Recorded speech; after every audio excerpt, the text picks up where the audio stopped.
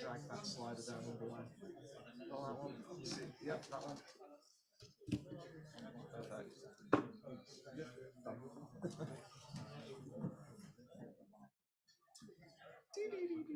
When is Holocaust Memorial? Olivia will talk about it. Yeah, that's why I was... This week.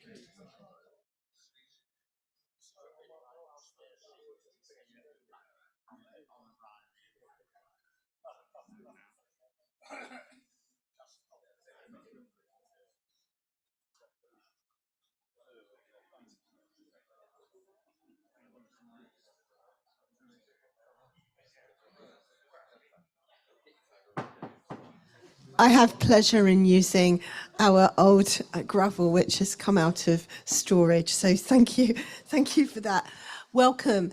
It's fantastic to see so many deputies here in person. I want to thank you for making the journey, and it's very nice to be back in our own home.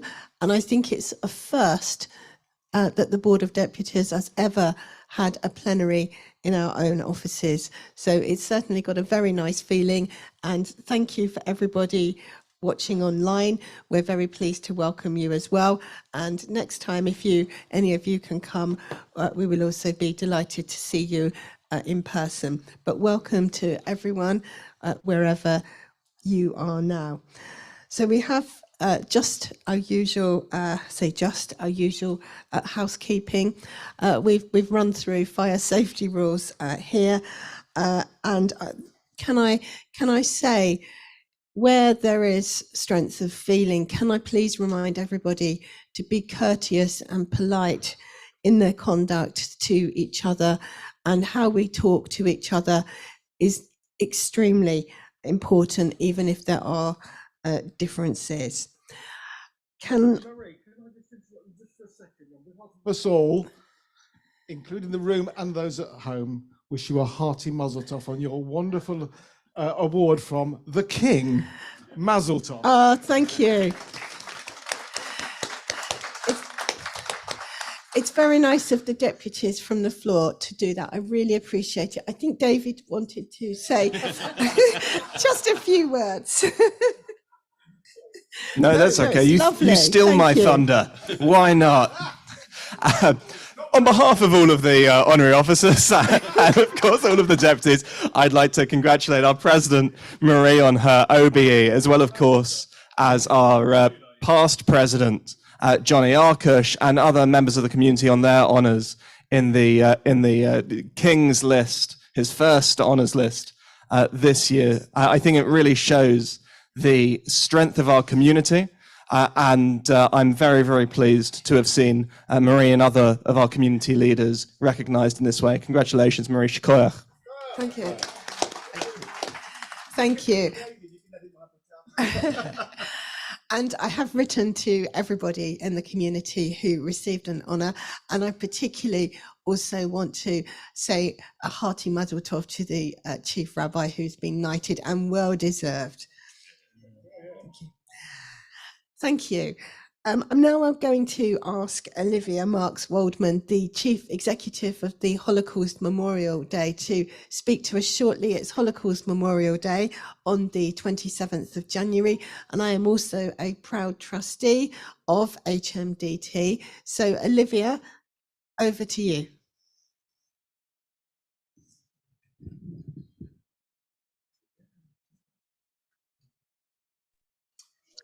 Thank you very much for letting me unmute there. Thank you, Marie, and huge congratulations from all of us at Holocaust Memorial Day Trust. You're a very valued trustee, and we're delighted with your honour. And congratulations to everybody at the board for the work that you do.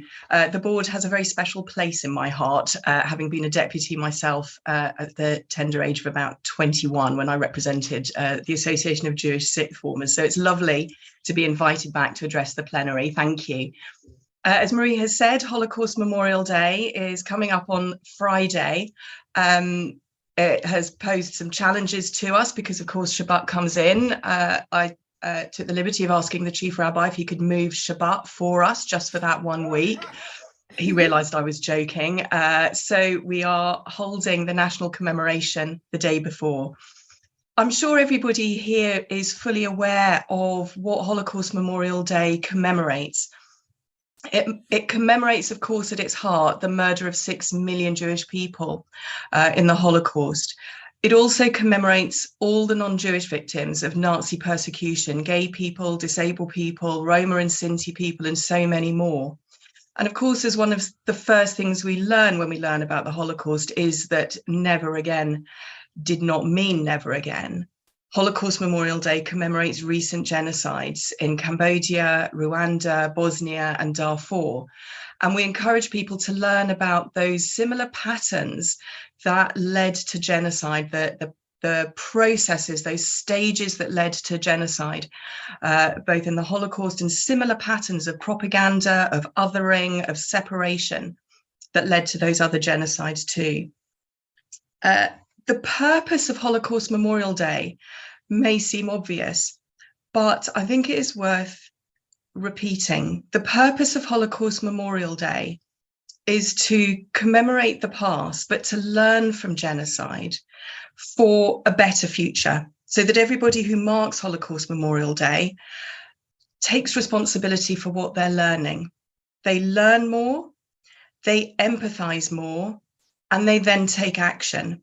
And I'm so grateful to all those deputies among you who support your local commemorations, who encourage your local communities, your local authority, your community groups, your unions. So many different organisations will be marking Holocaust Memorial Day. And I'm aware that many deputies are fully engaged with those, and I'm very grateful to you. As I have said, the fact that Holocaust Memorial Day is on Friday has given us some challenges, and we are therefore doing our national online commemoration on Thursday this coming week, Thursday the 26th, and you are all very warmly invited to join us at this online commemoration. So even though we'll be behind cameras and Zoom calls as we are now, we will nonetheless be collectively watching it together. And I'd encourage you to invite everyone in your own networks to log on and watch it alongside all of us. Last year, there were tens of thousands of people watching that national commemoration. So please encourage people to go to the HMDT website, www.hmd.org.uk, and that way you can get the link to watch the online commemoration, which will be at 7 o'clock on Thursday, the 26th of January. But Friday the 27th is Holocaust Memorial Day itself, and that's when we'll be encouraging people to light the darkness. We are holding this national moment at 4 o'clock. So just before you light your Shabbat candles at 4:26, please light a candle for Holocaust Memorial Day to light the darkness. It doesn't have to be this beautifully branded one, but you can put any candle in your window so that the light spills out. That light will be a memorial light for the millions of people murdered in the Holocaust and in genocide. And it will also be a light of solidarity with people today who still face prejudice. So please encourage people to watch the online commemoration. Light the darkness at 4 o'clock on Holocaust Memorial Day on Friday. And if you're engaged with local commemorations, please, could you put them on the map on our website? Because that is already showing simply hundreds of local activities. It means that more people can find out what's going on in their area and join in, but it also shows that national collective endeavour to commemorate the Holocaust, to learn from genocide, and to create a better future together. Thank you so much to everybody at the Board of Deputies for the work that you do, and thank you for your support for Holocaust Memorial Day Trust. Thank you so much, Olivia. Let's give her a round of applause.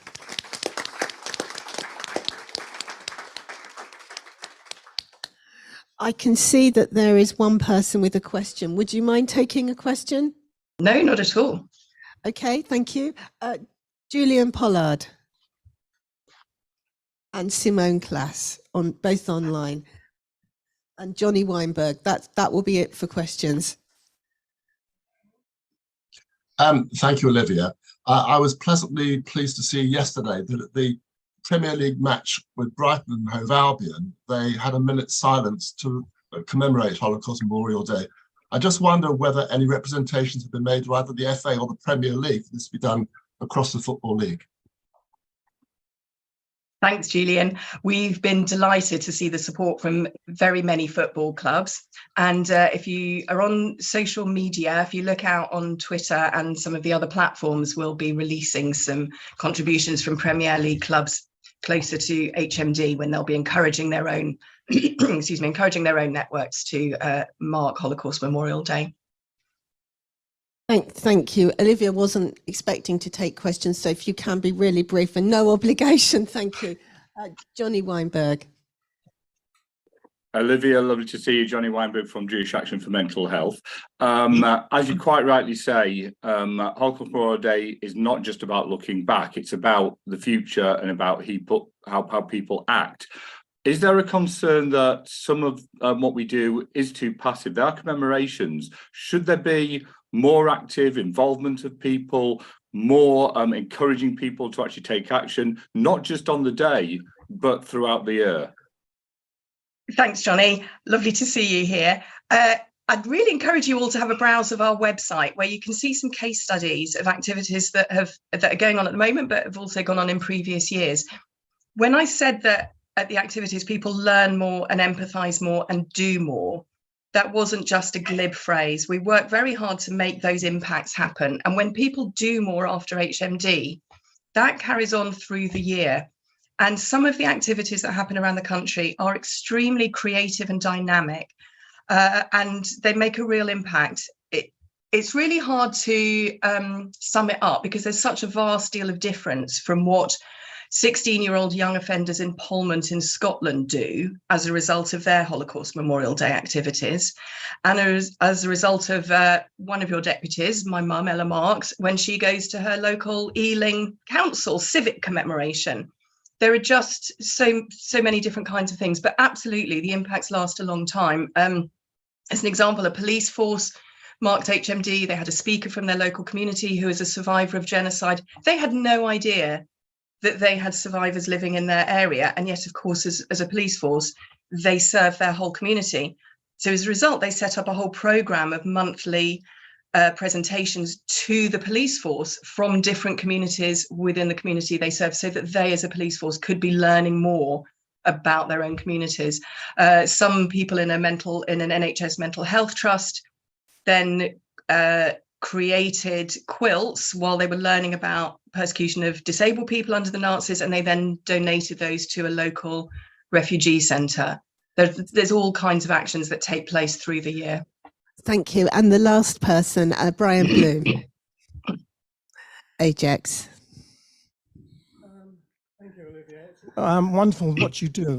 May I correct you, if I may, on something? You said Nazis. Now, my family were from Lithuania. 27 of my family were murdered in Plunge, and 7 of them murdered in Salente. The others were murdered in Vilnius. And they weren't murdered by Germans, they were murdered by Lithuanians. Likewise, my wife's French family were rounded up by the French in Paris and given over to the Germans. And they're Germans. Nazis, yes, but it was Germany. And likewise, it was Holland, and it was in France, and it was in Lithuania and Latvia. And out of the 6 million Jews that perished, that were murdered, a third of them were murdered in their own homes, in their own synagogues, in the forests of Lithuania or wherever. And I really do wish we would recognize that, please. Yeah. Thank you. Thank you very much. You're absolutely right. If you see our website and see our materials, we're very, very clear that it's Nazis and their collaborators. I was trying to make the distinction about the Nazi policies towards gay people and disabled people, but you're quite right to pick me up on that. If you watch the online commemoration on Thursday, you'll hear Dr. Martin Stern, who's a Holocaust survivor from the Netherlands, talking about the Dutch people who deported him from his classroom at age 5. And he makes that point exactly about how they were Dutch and speaking in flawless touch. They weren't Nazi Germans, but they subscribed to that Nazi ideology. Thank you, Olivia. Come back and be a deputy. You were absolutely brilliant. Thank you. Thank you very much. I hope you have a productive meeting, everybody. Bye. We will. You're very welcome to stay, but thank you for all that you do. It is really appreciated, and you can hear that the community really respects the work that you're doing. So thank you from all of us. Thank you. Thank you. Thank you. The President's statement. Can I also specifically thank the King for awarding Jonathan Arkush his OBE? I think that was thoroughly well deserved. To give him a clap. So we've got some muzzle toffs, which is very good. Our own Daniel Sugarman, Director of Public Affairs, on the birth of his little boy. Lawrence Julius on the engagement of his daughter Jenna. David on the birth of your 6th grandchild. And Phil Diamond on his appointment as life president of Shenley United Jewish Community. So it's very good to have some muzzle toffs. So thank you again. I just want to say it really was an honour and a true surprise to receive an OBE in the King's first New Year's honours list. And again, want to say that but for my honorary officer team, past honorary officers as well, and the board staff and Michael, I know that I wouldn't be able to do the work that I do. And this award is for all of us. And thank you from me, because so many of you give your time, and we don't always get thanks. And thanks is always very gratifying and very rewarding. So thank you. I just want to again talk about the case of Stephen Sizer, Reverend Stephen Sizer. Those of you that have been in the board a long time will remember this was a long-running issue in the time that Jonathan Arkush was president. The tribunal, the church tribunal, using their internal procedures called the church disciplinary measures, have found that he has engaged in anti-Semitic activity and what's called conduct unbecoming. And in the next few weeks, there is going to be a penalty hearing where the church decides the appropriate penalty. I will have submitted by then an impact statement on behalf of the community to explain the impact of his actions. So I will keep you updated, but this I think was a very important case. If anyone wants to read the judgment, you will also see that the court dealt with the IHRA definition of anti-Semitism and also the Jerusalem Declaration, which was advanced by Dr. Sizer and rejected. So I think that's probably the first court hearing where the definitions have been used. I want to welcome, in particular, reports from the government that they're going to prescribe the Islamic Iranian Revolutionary Guard Corps. I've also read that they may go further than that and may decide that they are a terrorist organisation. This has been a long-running campaign of the board and our communal colleagues, and that is certainly to be welcomed. I was very appalled, and I did condemn the vandalism to Christian graves in Jerusalem earlier this month. And I wrote a letter to the Israeli ambassador, Zipi Hotoveli, and I said, and I'm going to read this out because I think it's very important, that it's under Israel's Declaration of Independence, freedom of religion is guaranteed for all religious minority communities. And it is important that Israel remains an inclusive society that respects all its citizens and a beacon of religious tolerance in the Middle East. I was pleased that this was swiftly condemned by the Ministry of Foreign Affairs, the MFA, but it is simply grotesque to see and look at that damage to a cemetery. And I know how all of us would feel if it was a Jewish cemetery that was desecrated. So it's quite right that we show our sympathies and make sure that we also say that this is unacceptable. So far, since the 1st of January, I've had 2 meetings now with President Herzog. I met him on the 1st of January, and I also met him last week as part of the European Leaders Conference that was held in Jerusalem. I welcome and support his comments that he is going to protect the values laid out in Israel's Declaration of Independence. And this includes, again, I'm going to quote, the complete equality of social and political rights to all its inhabitants, irrespective of religion, race, or sex, and the guarantee of freedoms of religion, conscience, language, education, and culture. I'm also going to be going to an event in Brussels on Wednesday, where I will have an opportunity to meet him again. So never in 1 month will I have seen him 3 times, but I want to make it clear that they are certainly aware of the concerns that have been raised from the UK, and that if there are specific areas that concern the diaspora in the UK, then we will be calling this out. So I just want to go through some of the issues that really are of concern to diaspora Jews and to progressive Jews and all good people in the UK. Threats to the change of the law of return, personal attacks on the LGBT community, derogatory comments and worse aimed at reform and conservative Jews, including those who are defending the rights of non-Orthodox Jews to have an egalitarian space at the Kotel. We are, all of us, very concerned at the potential changes that may impact upon the independence of the Supreme Court, but we cannot provide a running commentary also on what is happening on the ground in Israel. Israel, we know, has its challenges, and we also have to see what happens. There is no point, in my view, in a whole stream of statements. We have to see what Israel does, and then we can comment on specific actions. But our concerns have certainly been made known, and even before the election, we had raised concerns about Smotrich. So we are very clear where we are, but we also cannot comment on every single comment and activity.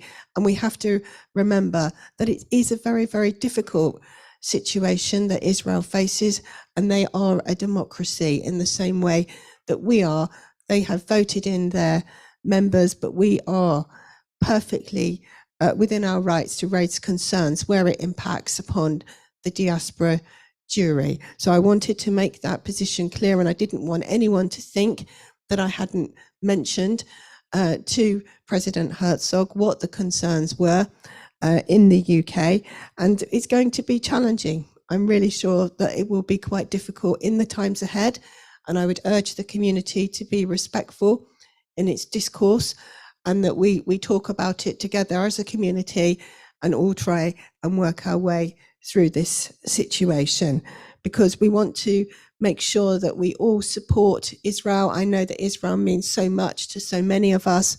I myself have been going to Israel since 1968 when my grandparents made Aliyah, and I absolutely love Israel. I find it challenging, certain aspects, but we are all finding many governments around the world challenging. So Israel in some ways perhaps is no different, but diaspora Jews need to know that we are here, and we will make sure that if there is any action that could be taken that affects diaspora Jews, then we certainly need to make known our concerns.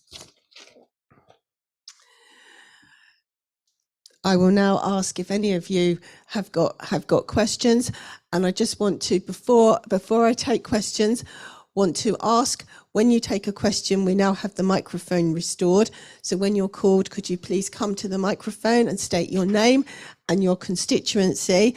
And I'm also just going to make clear that I'm going to look at my usual order of trying to ask questions, which will be, I'll take one person that I can see will have had their hand up.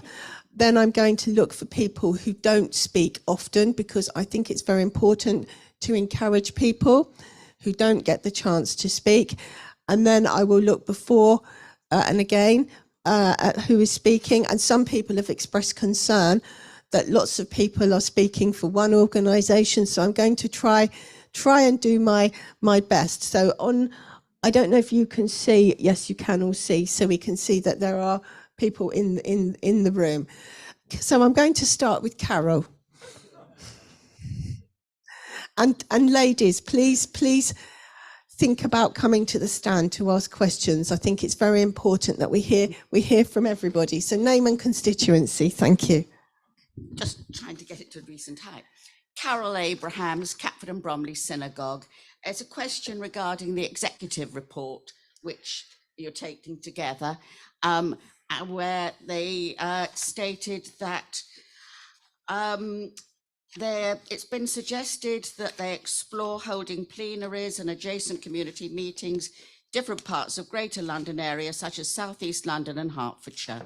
Just like to say that the community in Catford and Bromley would very much welcome a plenary to be held in South East London. I would recommend that you look at Lewisham Town Hall, which has excellent communications, excellent connections to other parts of London, Northwest as well as Central, and a large free car park. Thank you. I think it is very important that we remember London. London is not just the place where we habitually hold meetings. South London is absolutely still London, and we don't consult all of the London deputies where we hold our London meetings. And I think it's very healthy that someone has considered that we may be holding meetings or want to look at how we can hold a meeting in South London, because it's not often that we've gone there.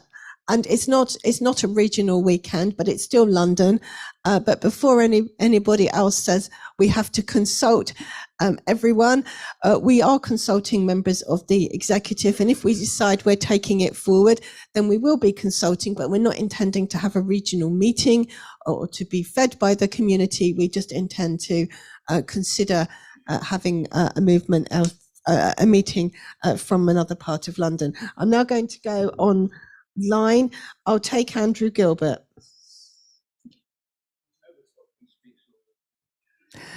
That's true. He does speak all the time. I shall. Thank you. I love sense of humour, but I'll let him speak, and then he won't speak again for the rest of the meeting.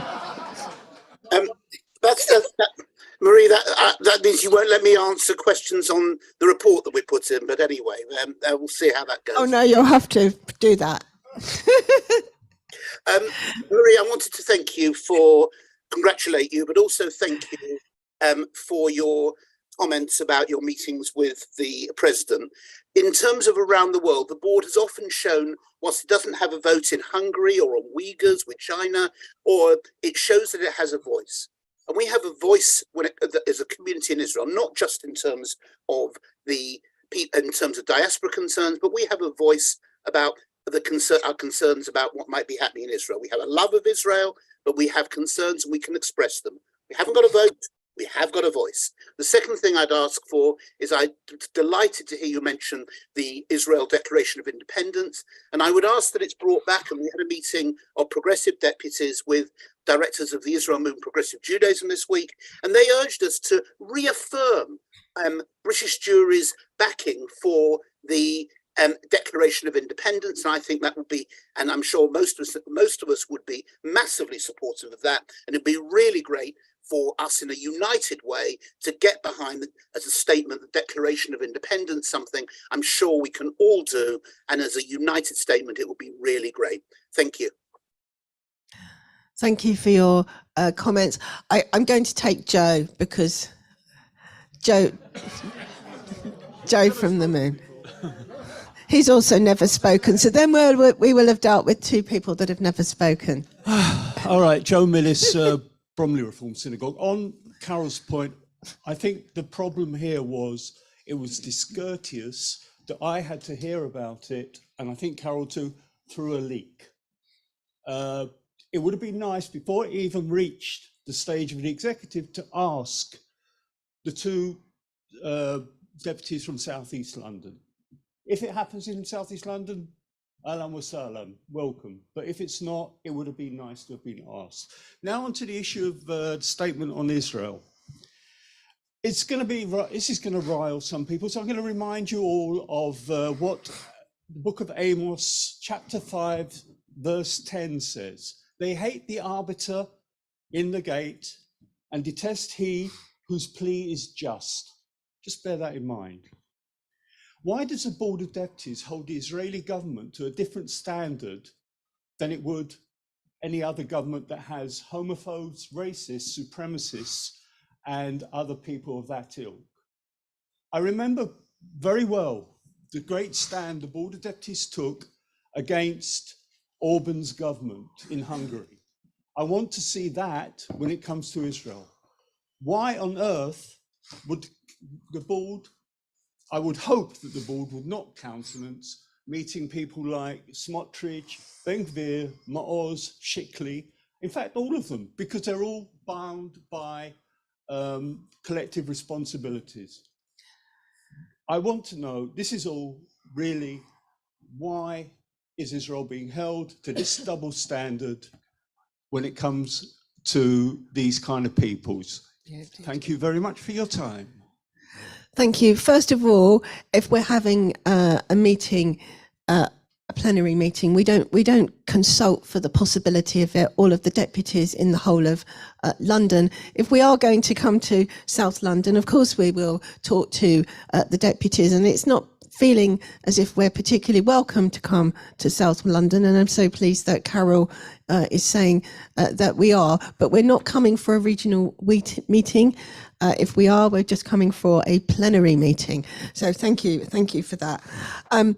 Hungary was mentioned. I think everybody has forgotten my very well publicised meeting with the Hungarian ambassadors, where I went to complain about their treatment of Jews and was told it was none of my business. We certainly are extremely loud. I have to make it clear that we're not proposing to boycott the state of Israel. I will meet the diaspora minister. If we're going to advocate for our community, I will have to meet the minister for the diaspora. I think it will be counterproductive not to say what our concerns are. I don't suppose that I would have any reason to meet other ministers. I've never done in the past. I can't see what reason I would have, and I would have to look at the circumstances on the ground in each particular case. But I welcome working with members of the Israeli government that are going to enhance and abide by the Declaration of Independence and to want to form an inclusive society. And please remember that there are many Israelis that share our concerns. Whilst I was in Israel, I think there was a demonstration of 80,000 people in Tel Aviv. Israel is a vibrant democracy, so Israel also has to deal with these challenges. So I'm now going to go online to someone who doesn't speak very often. Panina, welcome.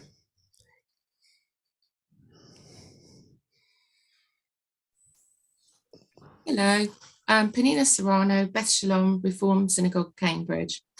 Madam President, I would like to submit the question of influencers within culture and the media who spread unwarranted anti-Semitism. There is, of course, Kane West, now yay, with his preposterous and unacceptably shocking comments.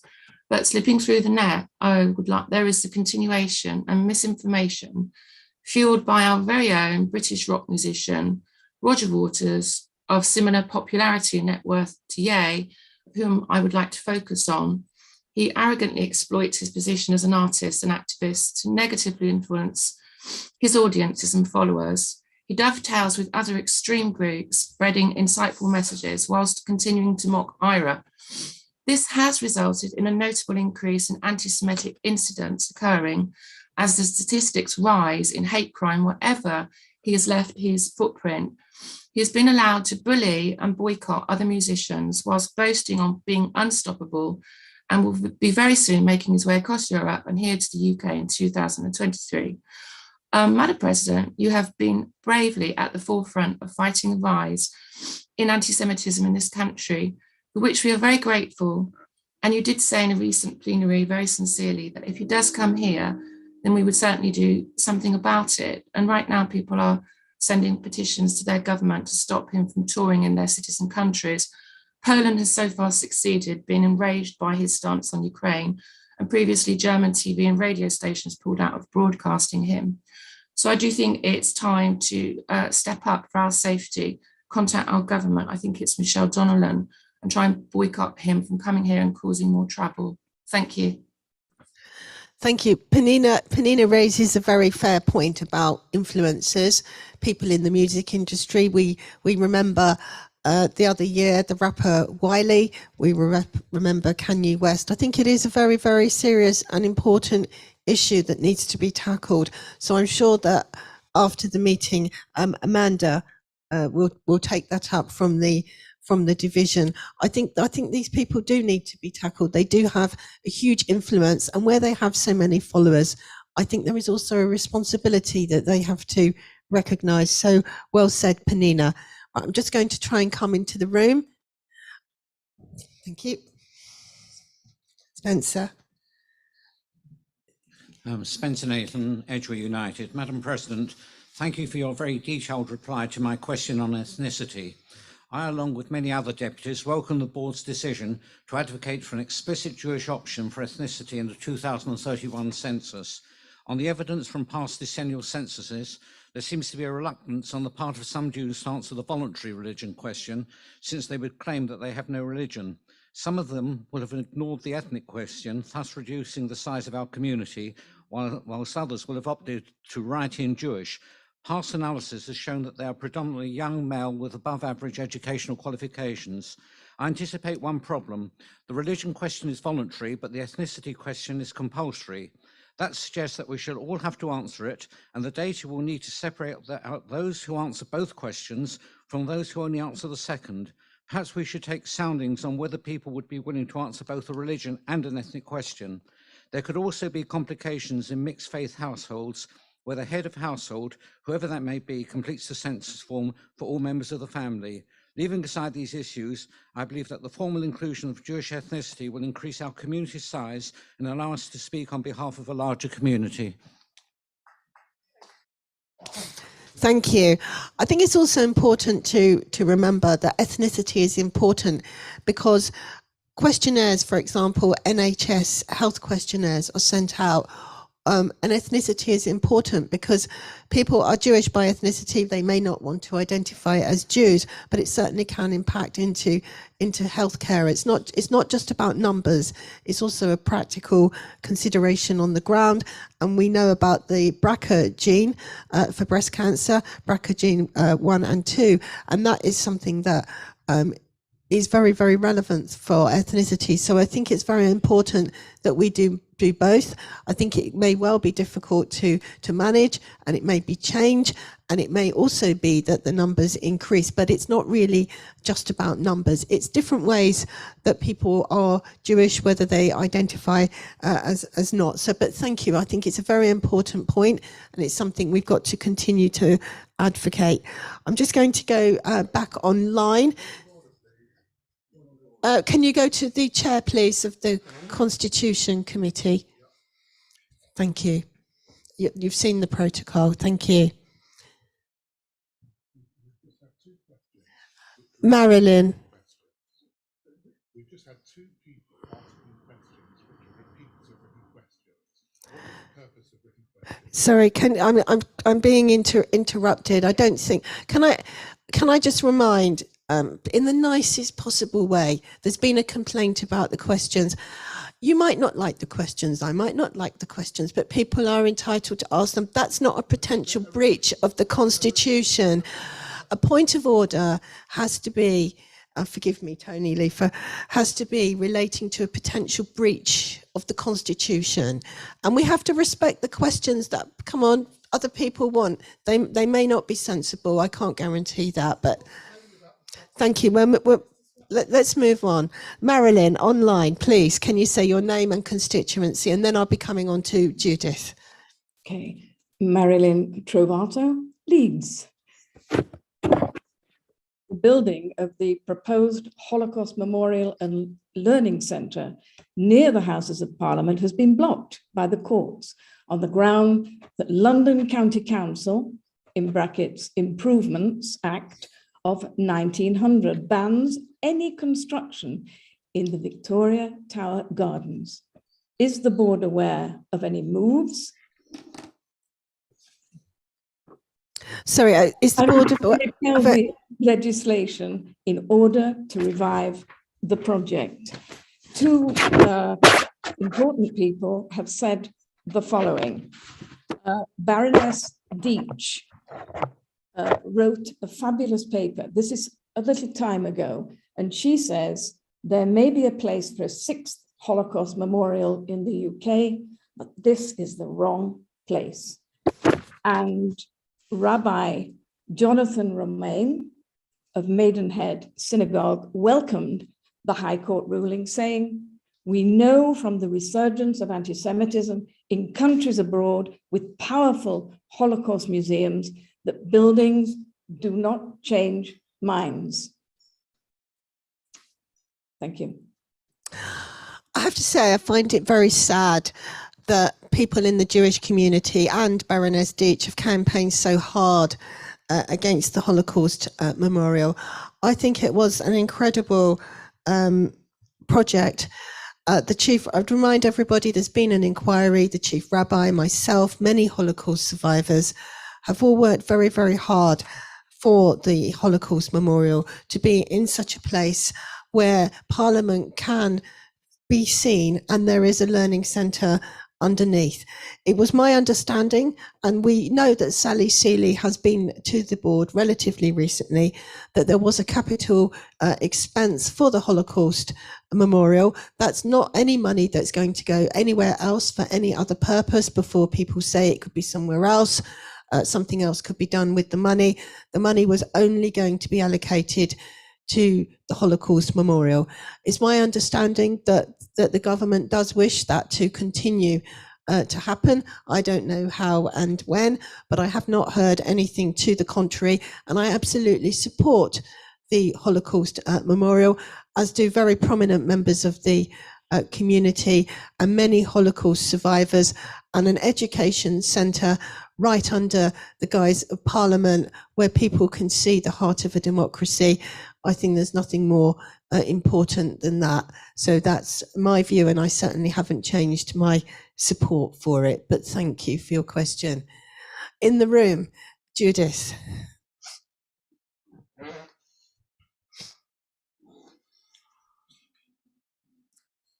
Right, good morning. Thank you, Madam President, honorary officers and Board of Deputies for supporting and raising awareness about Jamie Mental Health Awareness Shabbat, which took place. I'm Judith Prinsley, sorry, Judith Prinsley, Muswell Hill Synagogue, apologies. It would be very helpful if deputies could let me know of any activities which you implemented in connection with Jamie Shabbat and anywhere else in the whole of the UK. I did refer to the very good work of JAM in Manchester at the last plenary. At Muswell Hill Synagogue, we had a recent Friday night Shabbat with Laurie Rackhind, the CEO of Jamie. He gave two talks, one in connection with the community, which is the theme of Jamie Shabbat, and the other was in connection with education, the Children and Young Persons Pilot Project, and this was based at JCOS, and they're now continuing with partnering with JFS. The evening was very well supported by all age groups, including Anna Lawton, who is our other BOD at Muswell Hill. As a result of this evening, and this is the important thing I want to raise, members began to feel more confident about talking about mental health. And I'm sure as a community, we will return to the subject during the year and build on our understanding of mental health and the support which is offered in our community. It also gave us an opportunity to talk briefly about the work that we do at the board. And interestingly, I had quite a few follow-up questions about the work of the board. There's also been a link to Jamie's website in connection with the toolkit on the Deputies' information and upcoming events. So please do have a look. It's divided into 9 sections, and these will help you to organise mental health activities throughout the year. Finally, I just want to quote from our Chief Rabbi Sir Ephraim Mervis, which was in an insert in connection with Jamie in last week's JC.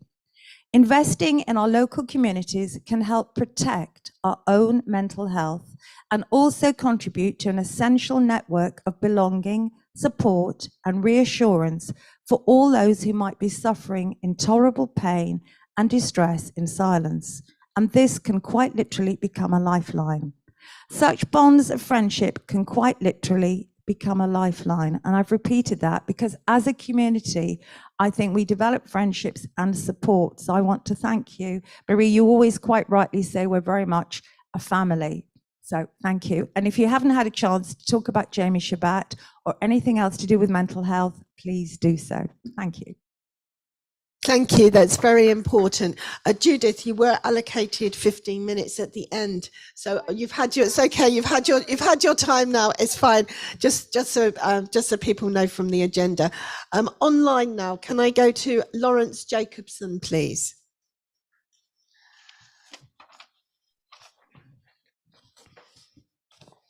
Good morning, Marie.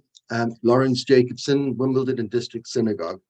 Firstly, please accept my congratulations on your award, a really wonderful achievement. I'm also very pleased to support your statements that you will now be speaking to those ministers in the Israeli government whose views and actions may be described as inimical to our own.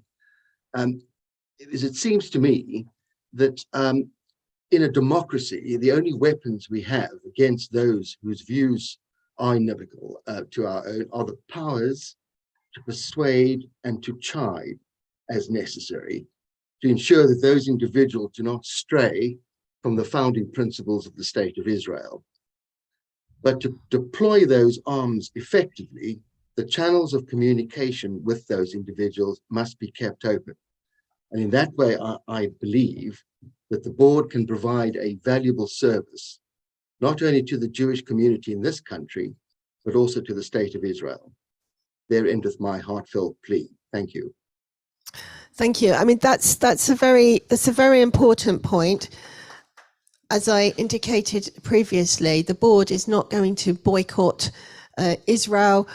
We are going to look at every situation that presents itself before we make any decisions. Various people have told me that I'm not to speak or see the diaspora minister. I do not agree, exactly for the reasons that have been given by Lawrence, and it's very important that I see the diaspora minister. I wouldn't normally see, for example, the Minister of Finance, so I don't see any point in speculating about what if, because I would normally not have any reason to have meetings with those sorts of ministers. But we do need to have dialogue, we do need to talk, and we're not going to be doing a running commentary, and Israel needs to be judged on its actions. So we have to see what happens next. So thank you. I'm going to come into the room. I think it's important to have a female voice in the room. I can see we've got lots of questions. We've got time. Ruth, please.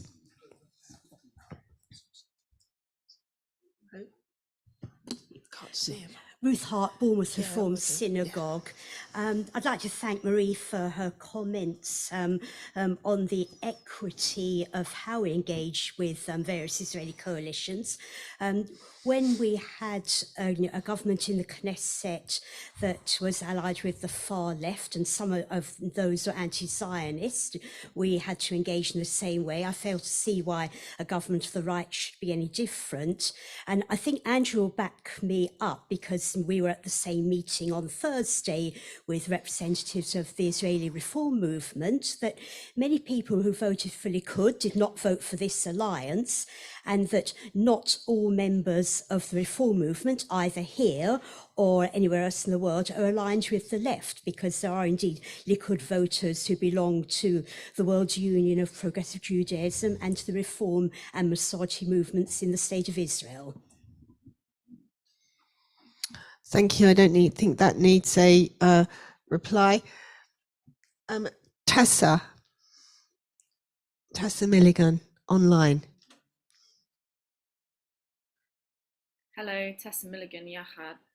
The board has consistently taken a commendable stance supporting the two-state solution reaffirmed by the Deputies' vote in August 2020.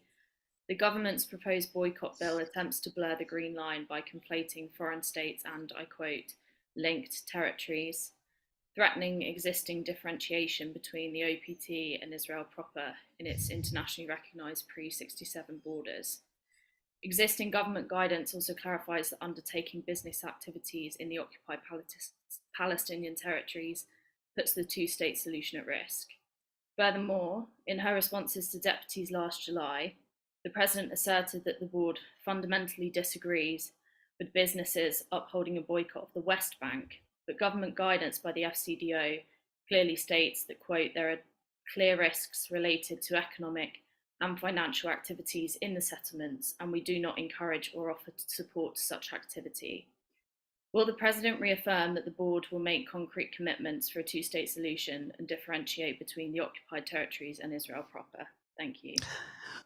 Thank you for your question. We've already had a vote, deputies. We have a two-state solution as our policy. There's no need for me to reaffirm policy where we've had a recent vote, and our policies, including on BDS, are set out very, very clearly in our manifesto. So I don't see that there has been any change, and I look forward to receiving any further government legislation. But thank you for your question. Do you want to, and then you're next, okay, thank you.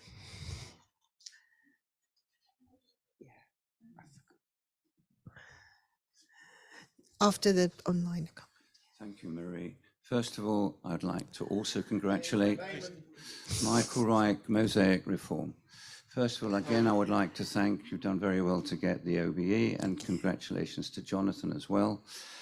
Before I come to the main point, I would just like to say there are many deputies here who have asked for a debate on the question of a memorial place outside the House of Commons.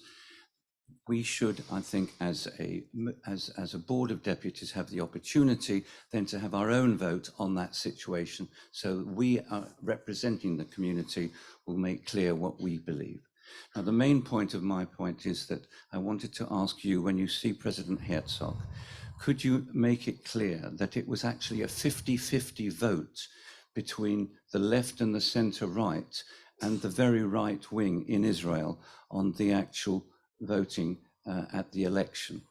Unfortunately, the reason that, from our point of view, we've got a very right-wing government is because the left didn't get together in order to make sure that their votes counted. In fact, Labour went out of their way not to work with Meretz, and as a result, Meretz did not get any seats. They were literally 0.25% below the level. They would have received 3 seats, which would have been that much less than the actual majority. The majority is 8 seats in the Knesset to the right, and it would have been much closer to perhaps 2 seats if Meretz had got their votes. In fact, the Labour and Meretz between 18 them seconds. had 11 seats at the previous government, and now they are down to 4 with Labour, and that's the major difference. Perhaps to President Herzog, you can make clear that it's a 50-50 in the country, and therefore Netanyahu should consider that. Thank you. Thank you. The President is definitely well aware of the split, and he is very aware of the challenges, and it's a very serious situation that he's dealing with, and this is for him to grapple with as President. He's certainly heard our concerns and concerns that are coming from the country. Can I remind deputies, the Holocaust Memorial is long-standing board policy. I think it was advocated by Laura Marks when she was the senior vice president.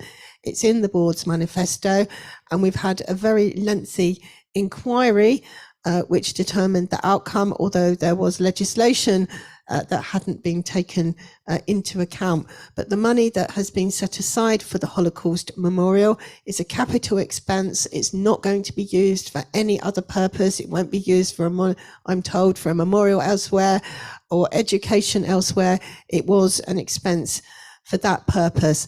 And I do feel it's sad, particularly as we're coming up to Holocaust Memorial Day, for people to be advocating against a memorial. We're seeing so many awful things happen around the world it's heartbreaking for somewhere to be a memorial, to have it in front of the world's greatest democracy. Not to have that, I think, would be a very serious loss, but thank you. So going back online, Jeffrey Gaffson, you don't often speak. Thank you.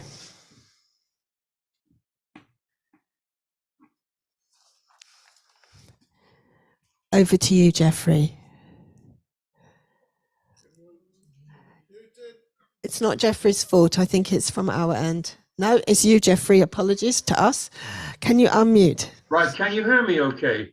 Loud and clear. Good, okay, congrats and a huge mazel tov, Marie, on your OB. Thank you. First of all, regarding the previous speaker's word on Jamie, I would just like to draw the board's attention that Mill Hill Synagogue have launched an mental health awareness week this week in our synagogue. Started yesterday morning with Dr. Jonathan Ornstein. He's a leading psychiatrist. He spoke on what to do when your stress bucket is overflowing. He got a very good crowd for that. Now on Wednesday, our Rabbi Shachar will be in conversation with Rabbi Yaakov Bar.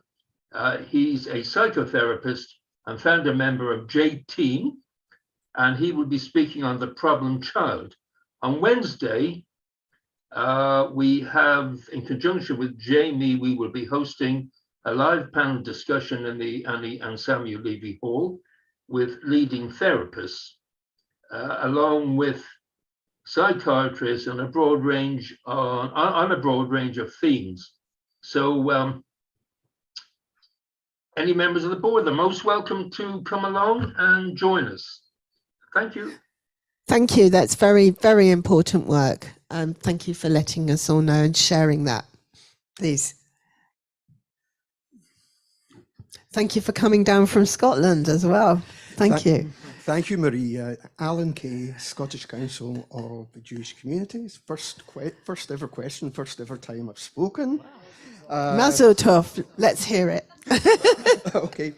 Marie, you're probably aware that the new designated moderator of the Church of Scotland, the Reverend Sally Foster Fulton, 10 years ago introduced a motion to the Church of Scotland on the inheritance of Abraham. Has the Board of Deputies any intention of speaking to the new moderator when she takes up her position in May and have a meeting been arranged? Just to give you the short answer to that, yes, we will be intending to have a meeting with her when she takes up her post in May. I understand the past concerns, but we also have to deal with the present, and we have to try and make the situation as good as we can. But I do appreciate the concerns that you've raised, and thank you. Thank you, and congratulations. Thank you. Online, a lady that hasn't spoken for some time, Joy Wolf.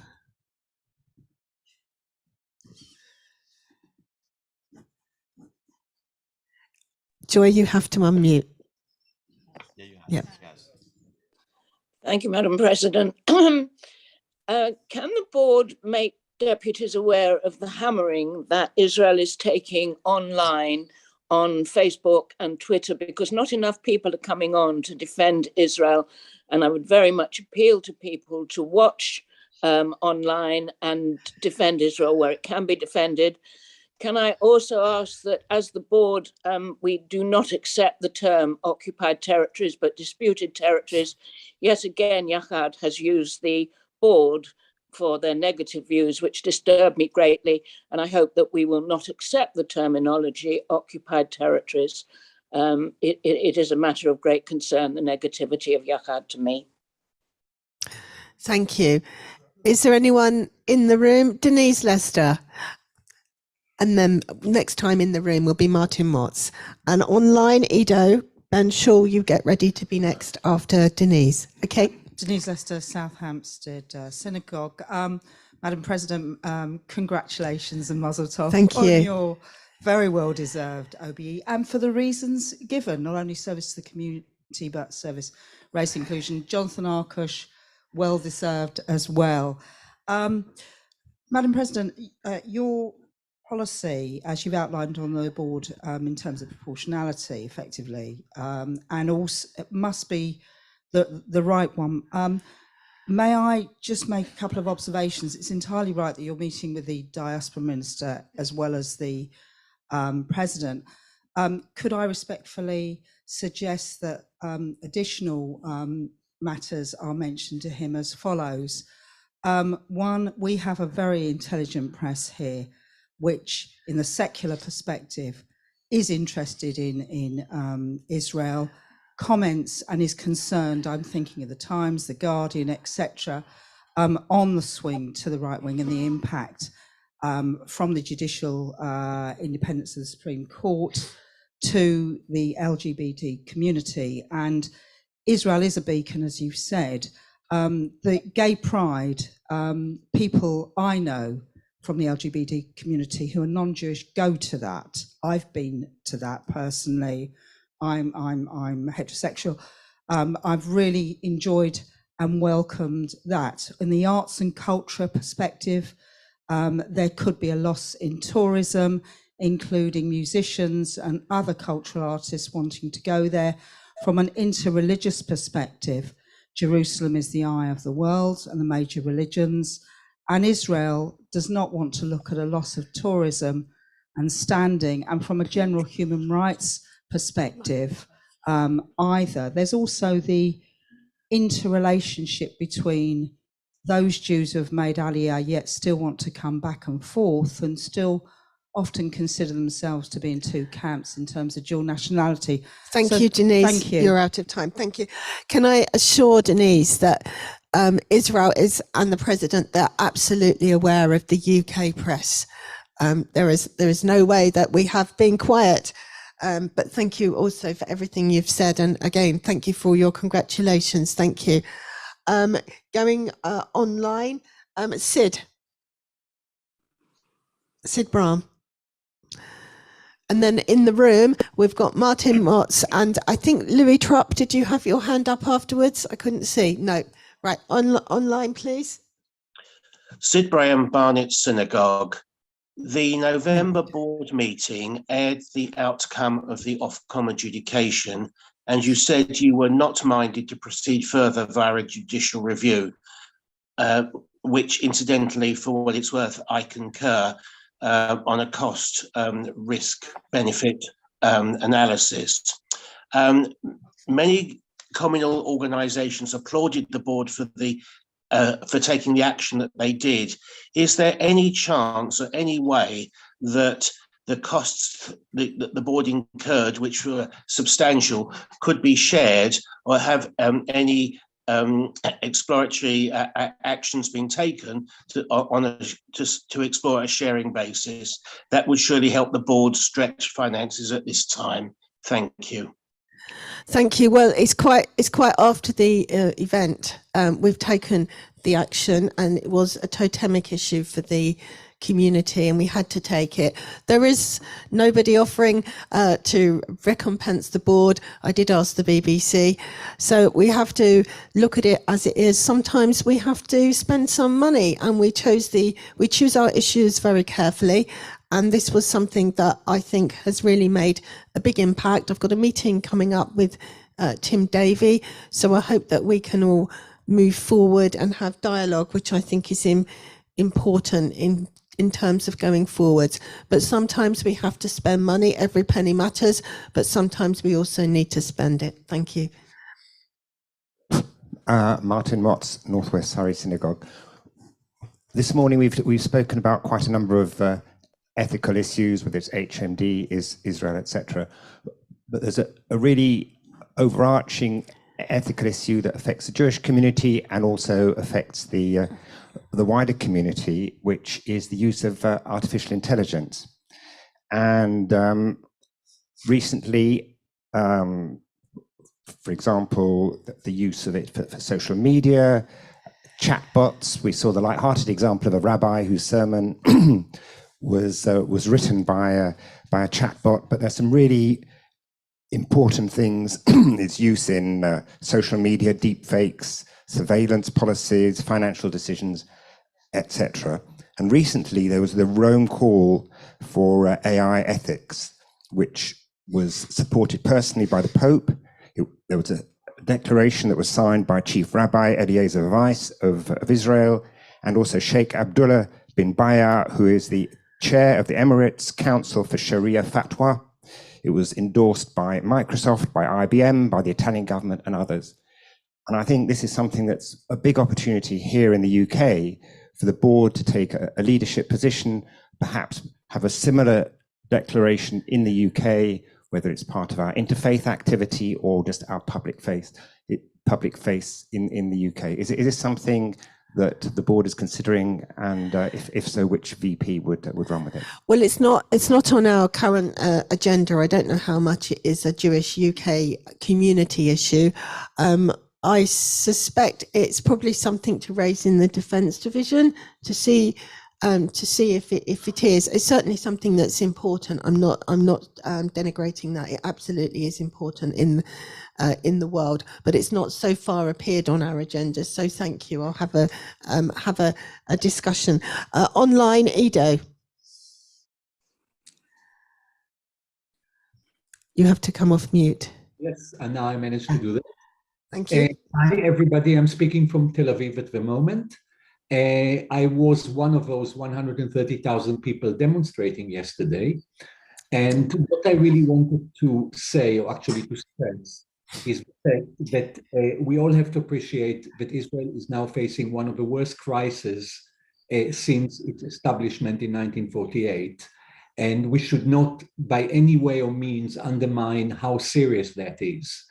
The feeling here of the diaspora is that, especially the European diaspora, is very quiet, comparing to the American diaspora, but also absolutely. And it's extremely important that we would not only react after effect, but we would react all the time. The tempo of things in this country is very, very fast.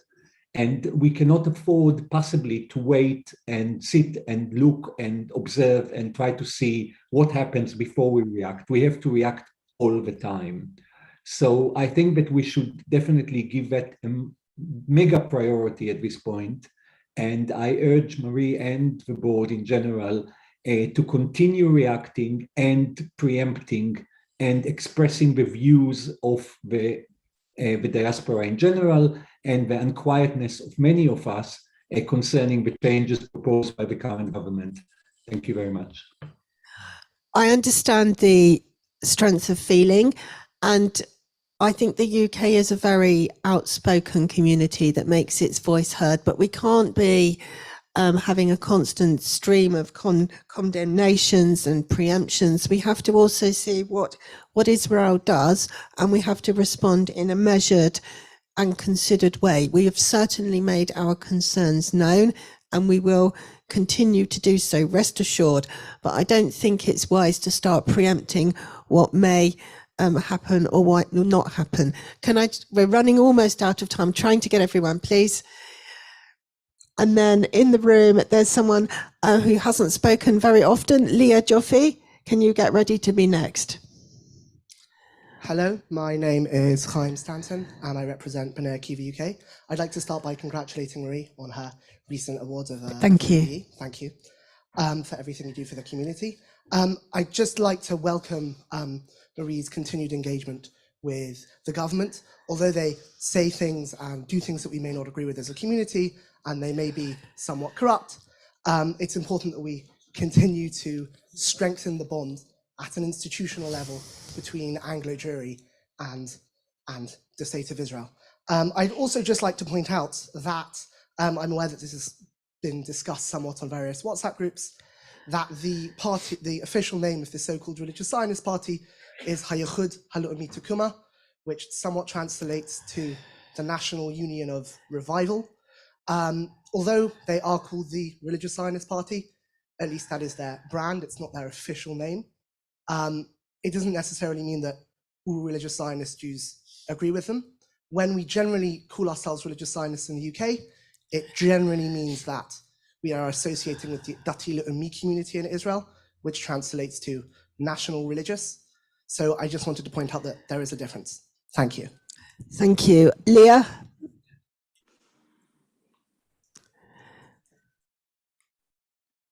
Welcome. Sorry. Hi, my name's Leah. I'm the under 35 observer for Union of London Synagogue. I'd also like to speak about strengthening bonds between the UK and Israel through our ability to engage in discourse and dialogue with the current government. And in that context, I'd like to speak about the upcoming boycott bill in the British government. So boycotting is part of the right to freedom of expression and a tool to be used by democratically elected public bodies to ensure that their investments are ethical and in line with the public's values.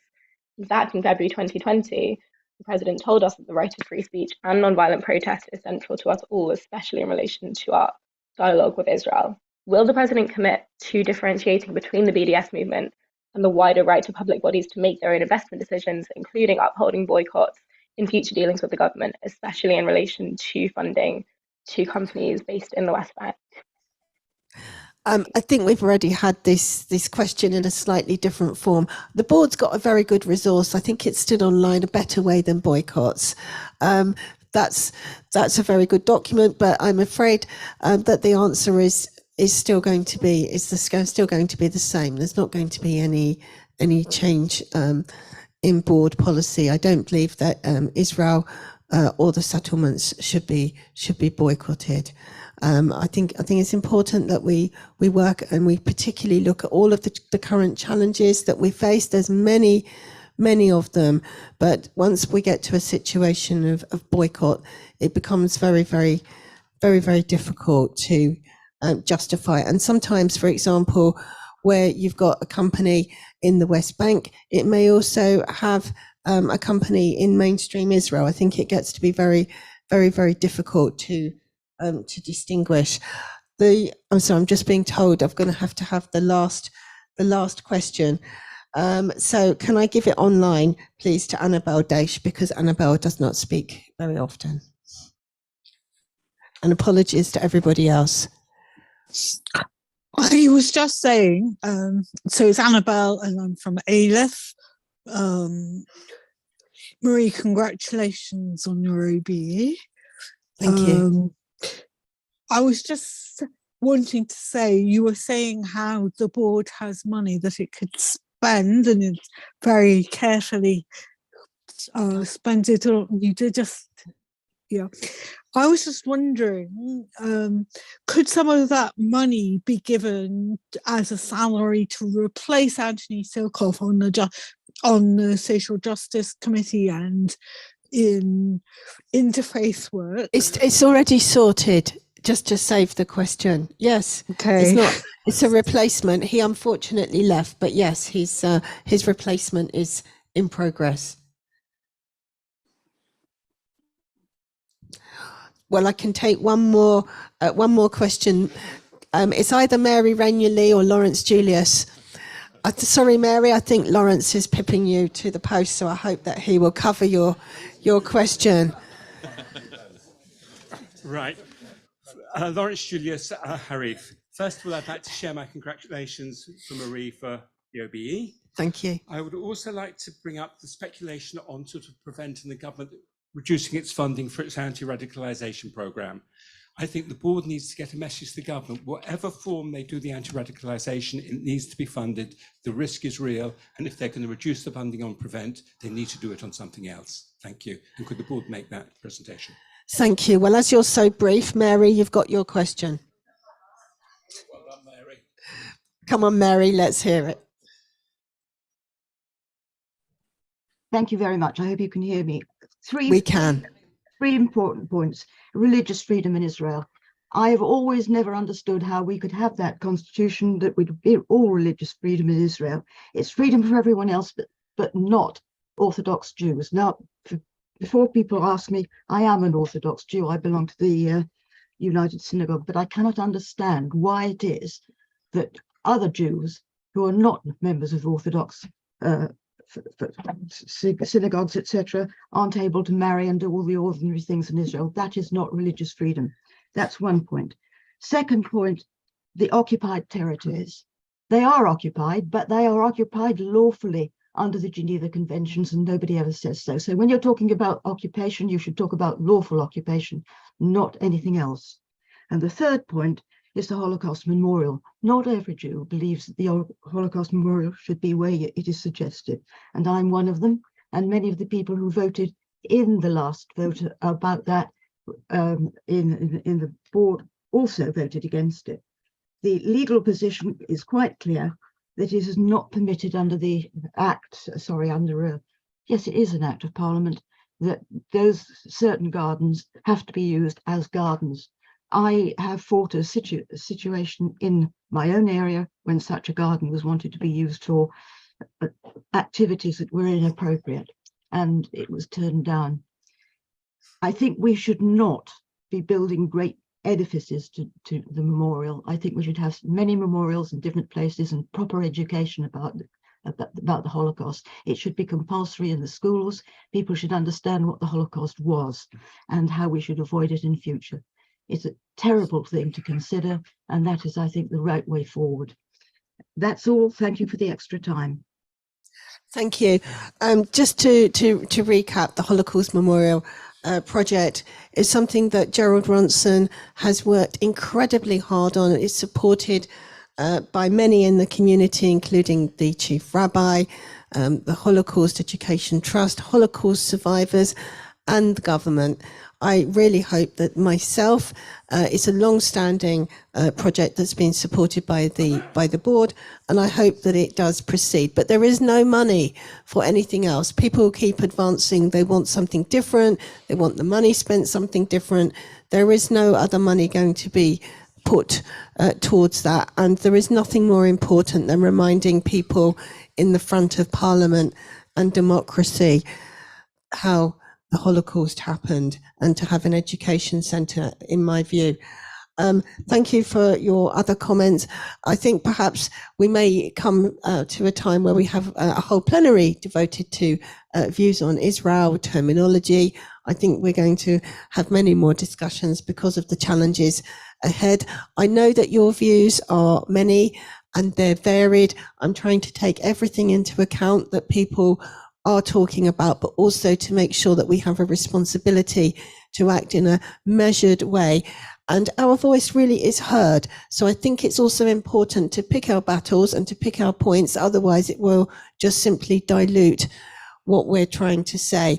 But we all have the diaspora community at heart. And I know that all of the denominations here respect everybody else. And we all want to be able to be Jews in Israel, and we all absolutely identify with the concerns that have been raised. So I want to thank everybody, whatever their view, for the way they have presented themselves. And I'm very sorry to the two speakers that haven't had a chance, but maybe their questions can be taken in the international section. I know that I've gone over time, so I want to apologise because it's time to move on. But can I just confirm that there are no comments other than the ones that have been given on the executive report? Thank you. We're now going to go on to the divisional reports. So could I please ask first Michael Ziff to present the F&O report? Thank you. Good morning, everybody. Please excuse, I'm in the middle of losing a voice, which will probably be good for everybody. Very quickly, firstly, I've got a mea culpa. It says there the budget for 23 has been approved with a projected deficit of £20,000. The budget has not yet been approved by the trustees. I apologise for putting that in. It should have said should not have been, had not been approved. It will hopefully get done during the course of the next couple of weeks. Sorry, I'm told I've got to get closer. Right. I suppose really you've got the report in front of you. I don't want to spend a lot of time going through it line by line. So I'll take questions if anybody has any questions for me.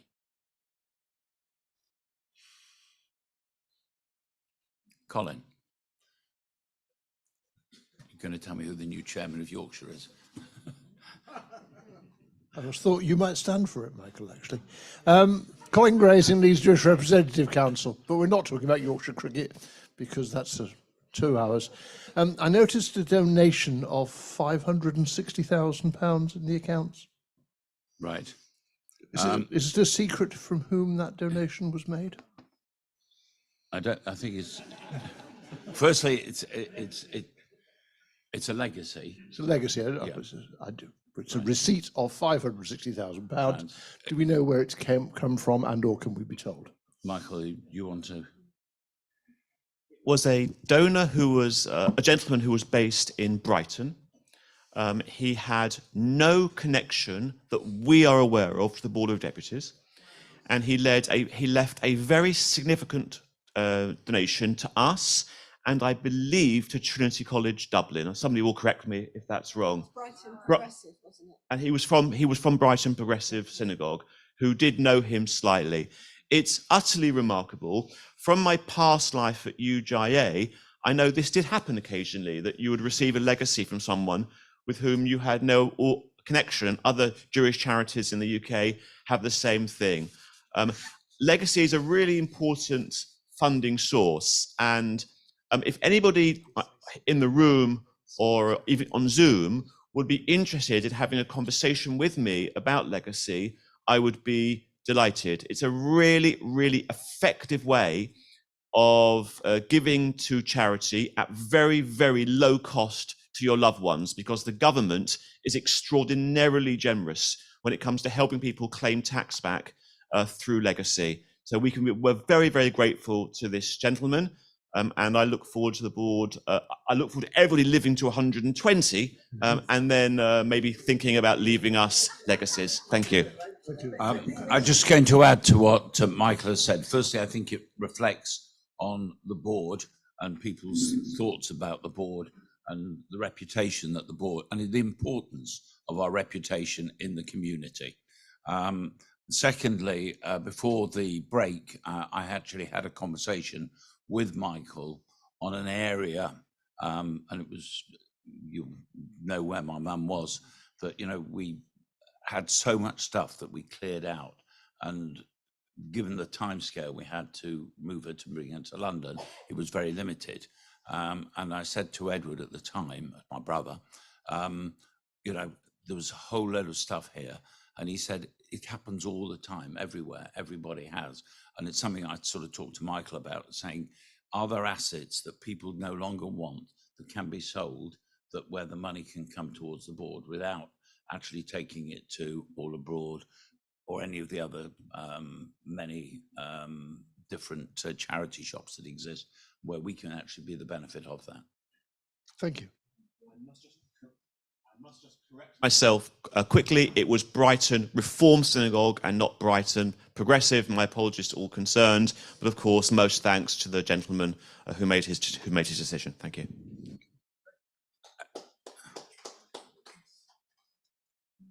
One question from behind the pillar. Sorry.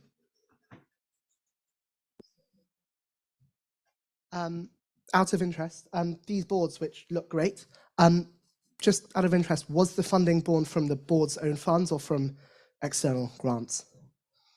So you're talking about this legacy? The legacy boards, yeah. Were they funded from within the board or external own funds? Thanks. I think there's a question online for you there. Our own funds. We paid for them. I can't see, sorry. Simone Klass would like to ask you a question. Hi, Simone. Go on, Simone. I'm going to go on. Good morning. Marie, first of all, I'm curtsying to you and will continue to do so. And I salute Jonathan Arkash and thank you for being such great representatives of our community. Thank you. My question is, in the very recent article in the Ham and High, it was actually dated the 12th of January, there's an article which suggests that our Westminster MP, Karen Buck, received various donations as gifts, and amongst those listed were the Board of Deputies. I wondered if if this is a normal subscription, or what it is that we do with Karen back, and what do we get for it? I think that's something I need to go away and investigate. It's the first I've heard about it, and I'm surprised that I know nothing about it. I don't think anybody on the top table knows, but we'll look into it. Absolutely, we'll look into it. Okay. It looks, sorry if I may. So I might be wrong on this, but just a cursory glance at the article suggests that the money is actually talking about APPGs that they sit on. And so I'm guessing that this relates to the all-party parliamentary group on British Jews that is that we are the secretariat of. I do see Jerry shaking his head, so maybe I can be corrected. I can only speak to what's mentioned in the article here briefly, as opposed to any other source of funding or anything like that. We'll investigate it. I don't think that's likely. Let's just take this offline and deal with it outside then. the meeting. Okay, thank you very much indeed. No other questions. I will pass them back to Marie. Karen, there's one person. Karen Newman has a question online. Sorry, Karen, please ask your question. Thank you very much, Madam President, and I'd like to associate myself with those of people who have congratulated you and Johnny Arkush on your recent recognition for the work that you do. I just really want to say, as a point of information, that Karen Buck is actually tremendously supportive to the Jewish community. She has a relationship with one of her local synagogues. That's our synagogue, the Liberal Jewish Synagogue.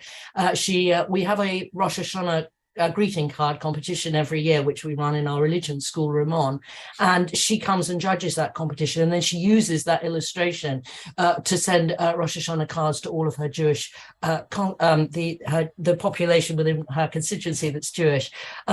She also is very, very supportive. She showed up at our interfaith Hanukkah celebration in December, and I remember whenever there's atrocity, I particularly remember the one in Pittsburgh. She associated herself with the Jewish community by coming to the Liberal Jewish Synagogue. So I just wanted to put that in respect of Karen Buck. Thank you for your time.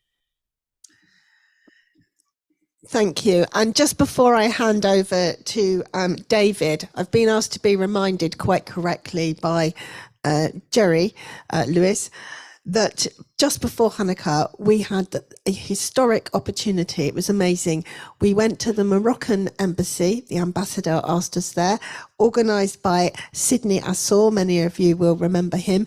And we lit Hanukkah candles. It really was fantastic. So I just wanted to mention that because it was a really beautiful evening, deputy led, arranged also by Jerry. I have to give Jerry also credit for getting us all there. It was an incredible evening, and I know that Edwin also very much enjoyed it. So thank you. Handing over now to you, David, for your report. Thank you. Thank you very much. I will be brief. I don't want to focus too much on things that are in that report, but of course, if people have questions about those, I'd be happy to take it.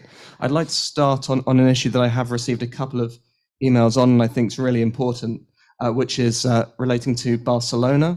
The mayor of Barcelona is, let's just say, not exactly a friend, and he is supporting BDS, despite the fact, by the way, that Barcelona are currently twinned with Tel Aviv. He's calling for a vote to de-twin Barcelona from Tel Aviv.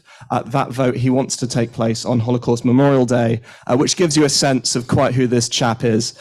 We will look into it a bit more, and if necessary, I will speak to the Spanish embassy about it. I dare say that this chap has an even worse relationship with the Spanish government than he does with the people in Tel Aviv, Jerusalem, and across Israel. But nonetheless, we will escalate it if necessary. So I just want to thank the people that have brought that to my attention. Within our division itself, we're going to be creating some new working groups. We're going to put together some people to help organize the Israel mission that we're hoping to take place later this year. Hopefully by the next plenary, we'll be able to give you a sense of the dates for that. I know how excited for that mission so many deputies are. I also just want to reassure people that I've been having conversations with IMPJ, the Israeli Movement for Progressive Judaism, as well as obviously our partners at Reform Judaism, Liberal Judaism, here in the UK, our progressive partners, and making sure to stay in communication with them constantly, because of course, as has been brought up, and I'm sure will be again, there are concerns both in the UK and in Israel about the current government and its attitudes towards progressive Jews. So I just want to make clear that we are having communication constantly with our progressive partners also. And finally, the reason I wasn't at the last plenary was because I was in Germany. One of the big projects that we're hoping to do in the international division is around twinning British synagogues with synagogues abroad. More broadly, we want to create some kind of network where synagogues can work together on joint cultural heritage projects. I think it's really important that we focus on cultural heritage as well as just Israel or anti-Semitism, these big things that are so important but do take up a lot of our time. We need to focus on the positives too, and cultural heritage is a huge part of that. So my ambition is to really create a vibrant project where we can connect British Jews with Jews abroad in the synagogues, these hearts of our community. So I will continue having those conversations with the various denominations here in the UK and with our partners abroad to try and make that project a success. I guess with that, I will go to questions. So if there are any, happy to take them. Paul Hart online. Excellent, Paul Hart online. Hiya, and Marie, yes, I wish you mazel tov on everything. Thank you. Thinking that we all hope for a two-state solution to cure the violence that goes on in Israel, and also considering that the West Bank and Gaza are controlled by terrorist organisations, up to what extent would the board support a two-state solution? To a great extent, the board does support and very much hopes for a two-state solution. I think that's been clear in the votes that we've done, the comments that we've given, and the clear guide of the vast majority of British and diaspora Jews. Do you want me to say that? No. No, sorry, I've got a note for. Go on. Oh, excellent. That's Barcelona cancelled the vote 2 days ago. Lawrence is more on the pulse than I am. Thank you very much. That's very sad. I'm sure they're waiting for Yom HaShoah to reintroduce it. I will be going on a World Jewish Congress meeting to Madrid quite shortly, and I shall bring this up. Excellent. Thank you. Are there any other questions? Joy Wolf online. Anyone Perfect. in the room? So we've got David Safir here in the room. David, do you want to? And then we'll go to Joy online. David, just briefly to say that your trip to Germany, I think, sorry. David Safir, Mosaic Reform. To further to your trip to Germany, which obviously you reported on and was extremely constructive, can I just encourage you, particularly perhaps because of the current estrangement between the board and the EJC, to reinforce relationships, bilateral relationships with other Jewish communities, as you have with Germany, and I know you did that through the embassy as well. I think that there is, as you probably know already, a vast resource within the ID, not to mention the rest of the board, in terms of building and reinforcing and actually, shall we say, implementing fully more or deeper relationships with those various. Can I just make it clear, because it's misconceived what you're saying. I've just spent the last few days. We are fully engaged, as is normal, with all of the communities themselves, and we've got a trip coming up planned to France. So we are working with all the European communities. Those relationships are unchanged. Yeah. No, I appreciate that, because as you've said, the bilateral relationships continue. What I'm saying is not that we've disengaged with Europe, but only with, as you've reported, with the EJC itself. But for that reason, I think it's all the more important, as you say, to reinforce the relationships we have with large communities and small. And one further comment, which is further to what we heard about this huge legacy, which is wonderful news. I think you said that part of it, or a similar amount, went to Trinity College Dublin. Which is great news for anybody who knows that Trinity College Dublin is extremely important in the history of Irish Jews. More importantly, given that, shall we say, Trinity College didn't come out that well from Sally Rooney's novel, and then, of course, we had different problems with her about her later novel. Have you heard from the Irish community about whether they are particularly pleased by this, or about whether they believe they will derive any benefit from this legacy? So on the second point there, short answer, no, I'm afraid.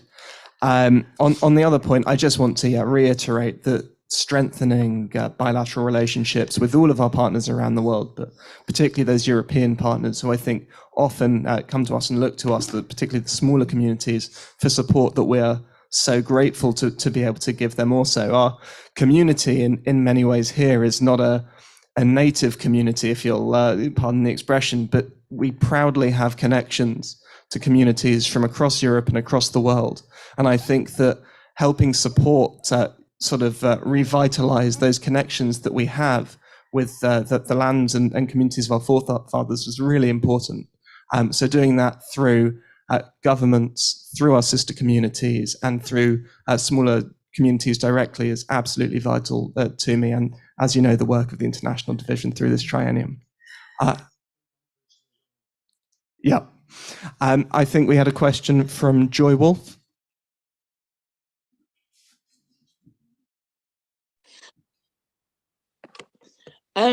David, talking about the two-state solution, Israel is totally committed to a two-state solution, but I think it's important for us to recognize that the Palestinians are not, and that Abbas is on record as saying that no Jew will be allowed in any state of Palestine if there is one, and that the Palestinians are not committed to a two-state solution. It's all very well for the world to demand it and demand Israel to accept it, which it does. But it's time for some pressure, I think, to be put on the Palestinians to accept that they want it and are willing to engage. But until they're willing to engage, it's a non-starter. I'm very pleased that I don't represent the Palestinians in any political way. What I can represent, of course, is the British Jewish view that the two-state solution is the only solution that can secure lasting peace in the region. That's what we believe. That's what the board believes. That's what the British Jewish community believes. That's what the UK believes. That's what the international community believes. And we will do everything we can to strive for that. I understand that was my last question, so I'd like to thank everybody. And as always, if you have any thoughts, questions, or anything, please do send me an email. Thank you very much. Can I just also refer that during the week I spent time with Maurice Cohen, who is my colleague from Ireland. We are sister communities and we do speak, and he certainly didn't express to me any concerns about Trinity College, but I can WhatsApp him. We do work closely together on that. The legacy boards, can I pay tribute to Geoffrey Pinnock, because he has worked so hard to get these legacy boards out.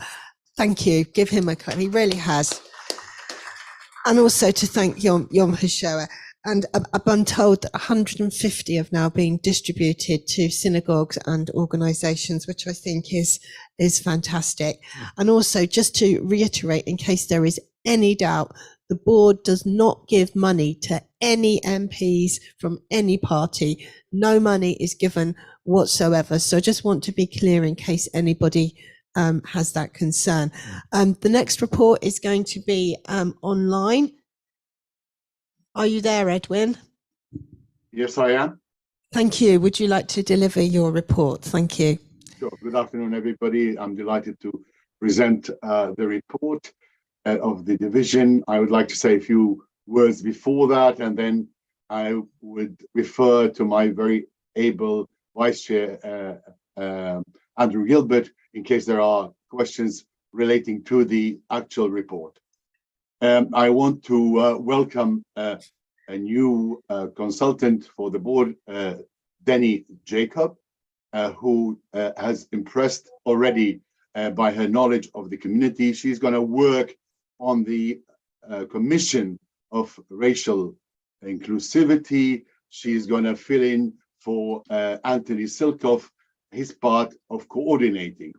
The actual work has expanded, and we will be able to continuously report on that subject. But we had a very successful meetings with several of the providers, the Sephardi, Mizrahi providers on the ground. We also met Pages, and we are going to be coordinating the writing of the story of and the history of Mizrahi Jews in the curriculum in coordination with Pages. That is actually as well as working on hopefully a global resource web page, not just for the UK, but we are leading today the Jewish world in this work. Regarding the legacy board, I just want to add a few things to Marie's words, thanking again Jeffrey Pinnick for his perseverance, for his incredible hard work, but also Rosalind Lewis from my division, who actually took on the actual work with him in distributing it. I'm very happy to tell you that every major organization and every single synagogue on the Board of Deputies and the major organizations not on the Board of Deputies have already received their legacy board. This is containing the core 3 items, which is remember, Zachor, which is to tell, and which is to learn. So those 3 core things, the tell is the Haggadah, and to life, L'chaim. Those 3 core things, it took a long time to achieve a cross-communal agreement to the text, but it was done. The boards are out. And today, actually, my synagogue, Woodside Park United, at 2:30 p.m., we will be unveiling that board and also the sculpture. And we will appeal again before Yom HaShoah that every synagogue that has received and every organization that has received this board, we actually make a story out of it the same way as we are doing today, and the presence of the mayor of Barnet, the presence of the MPs, and actually celebrate that. Yom HaShoah in 2025 will be the 80th anniversary, and to that we will be using these boards. This is a project that was completely done under the auspices of the Board of Deputies. On the other thing as well, on the same subject, as we mentioned before, Holocaust Memorial Day is this week, and through a visit organized by my division to Westminster Synagogue to view the Czech scrolls that were saved from the Holocaust. There were 1,560 plus scrolls were stored there and are distributed. We managed to broker something unique. One of those scrolls will find its way this week to the only Holocaust museum in the Arab Muslim world in Dubai. It will be carried and unveiled by the chair of the trust, Jeffrey Orenstein. On Saturday night, it will be broadcast, live streamed globally, and I encourage everyone to see that's the Board of Deputies brokering this scroll sitting in that thing.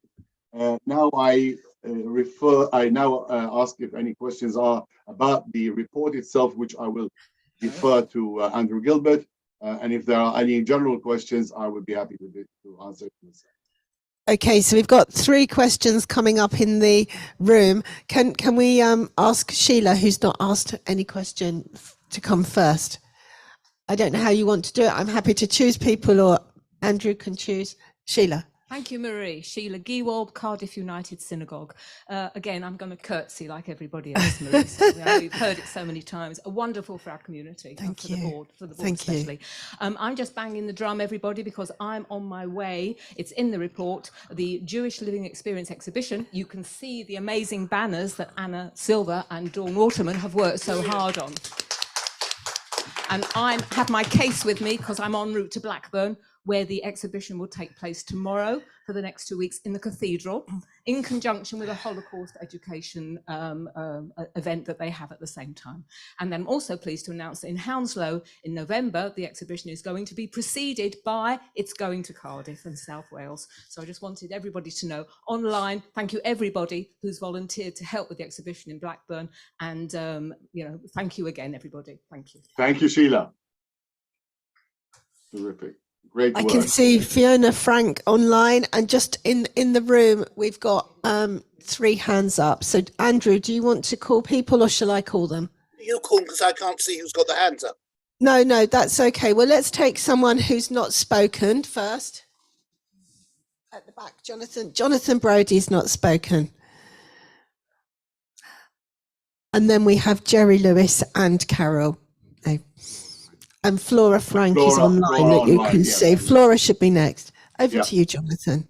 Jonathan Brody, Kingsbury Synagogue. At the recent Limwood conference, I attended a very interesting session about the teaching of Judaism within the religious studies, I think GCSE curriculum, and how poor quality it was. Just wanted to know what opportunities and forums there are, if any, for the board to influence the improvement in that. The teaching of in terms of teaching of Judaism in schools, much of that is done in Jewish schools by Pages. And so we give support to Pages, which is now an independent organisation. No, it's basically the non-Jewish schools for. Yes, the board of deputies the board of deputies run. It's the teaching within the schools as part of I think it was the GCSE curriculum, where the teaching materials that they use for the curriculum doesn't seem to be any Jewish input into them. They're all produced by non-Jews, and that's why I was asking about. Right, Andrew will answer the question. Edwin wants to answer. Let me answer that one. So basically, the Pages deal with the Jewish schools, and we deal with the teaching of Jewish subject in non-Jewish schools. We had pre-COVID a fantastic annual program whereby non-Jewish teachers come to London and have a whole day seminar on all aspects addressed by the chief rabbi, sometimes by the major educators. We actually do it in a synagogue. We show how everything is done. We provide live to the students. We had like a day-long introduction how a synagogue looks like, what a scroll is. We eat in a Jewish restaurant to see what kashrut means. A practical day on that. So that stopped during COVID, but I actually would make sure that all of that is coming back this year and in force. And of course, sacres are very important. I'm just going to ask very, very quickly, as Sheila's here at the stand, do you want to mention your work on sacres? The standing advisor, thank you, Marie. The standing advisory councils for religious education are mandated by the UK government and take place in every one of the 152 local authorities in England and Wales.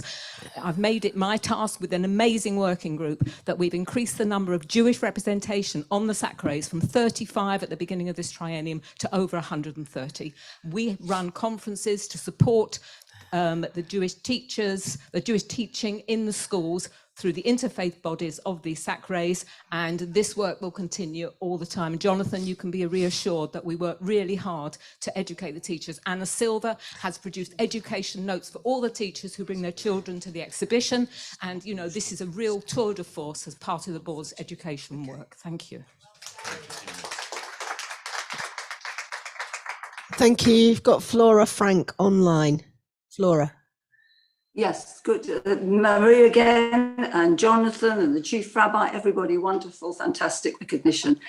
Marie, this is really something to do with education. I am addressing it to Edwin or to Andrew. I wanted to give it in the other section, the other division, but I wasn't asked. How Israel on the media battlefield impacts Jewish students. I refer to my granddaughter, Ruby Frank's article on honest reporting, and thank you to Richard Cohen for having posted it. I haven't seen it, but I'm sure some of you may have read it. It's just shocking, and I would like to point you also to related reading, 10 most shocking instances of anti-Semitism on college campuses this past school year. My granddaughter was in Birmingham University. She felt, and I'd like to just repeat, it's an extremely problematic double standard to hold the Jewish diaspora, the Galut, collectively responsible for the actions of the Israeli government. These movements would never hold other groups responsible for the action of governments in the same way, nor do they hold Palestinians accountable for the actions of the Hamas terrorist organization. And I think this education has to start in the fifth form, sixth form, because where does this breeding ground come from? I don't know, are they not exposed to what's going on in the reality? It's always double standards. There was a big thing at JW3, complete double standards. Furthermore, Hamas's own contribution to the poor conditions and human rights violations experienced by Palestinians were often ignored. Anti-Semitism is clearly a bigger motivation within these campaigns than progressivity or improving human rights. And, a certain a committee had to close down because, people have made offensive remarks and so on and so forth.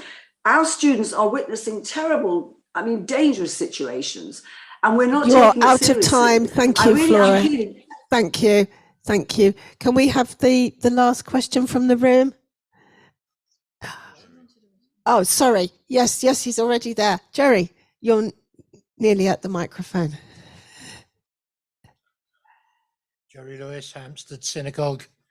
A deputy before the meeting told me I'm always controversial. Why they get that impression, I've no idea. I have already congratulated you, Madam President.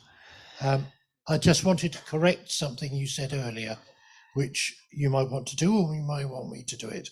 You may do it. I hope it won't come out of my time because it's at a point of order. Well, I'm afraid it is coming out of your time because unless it's a constitutional matter.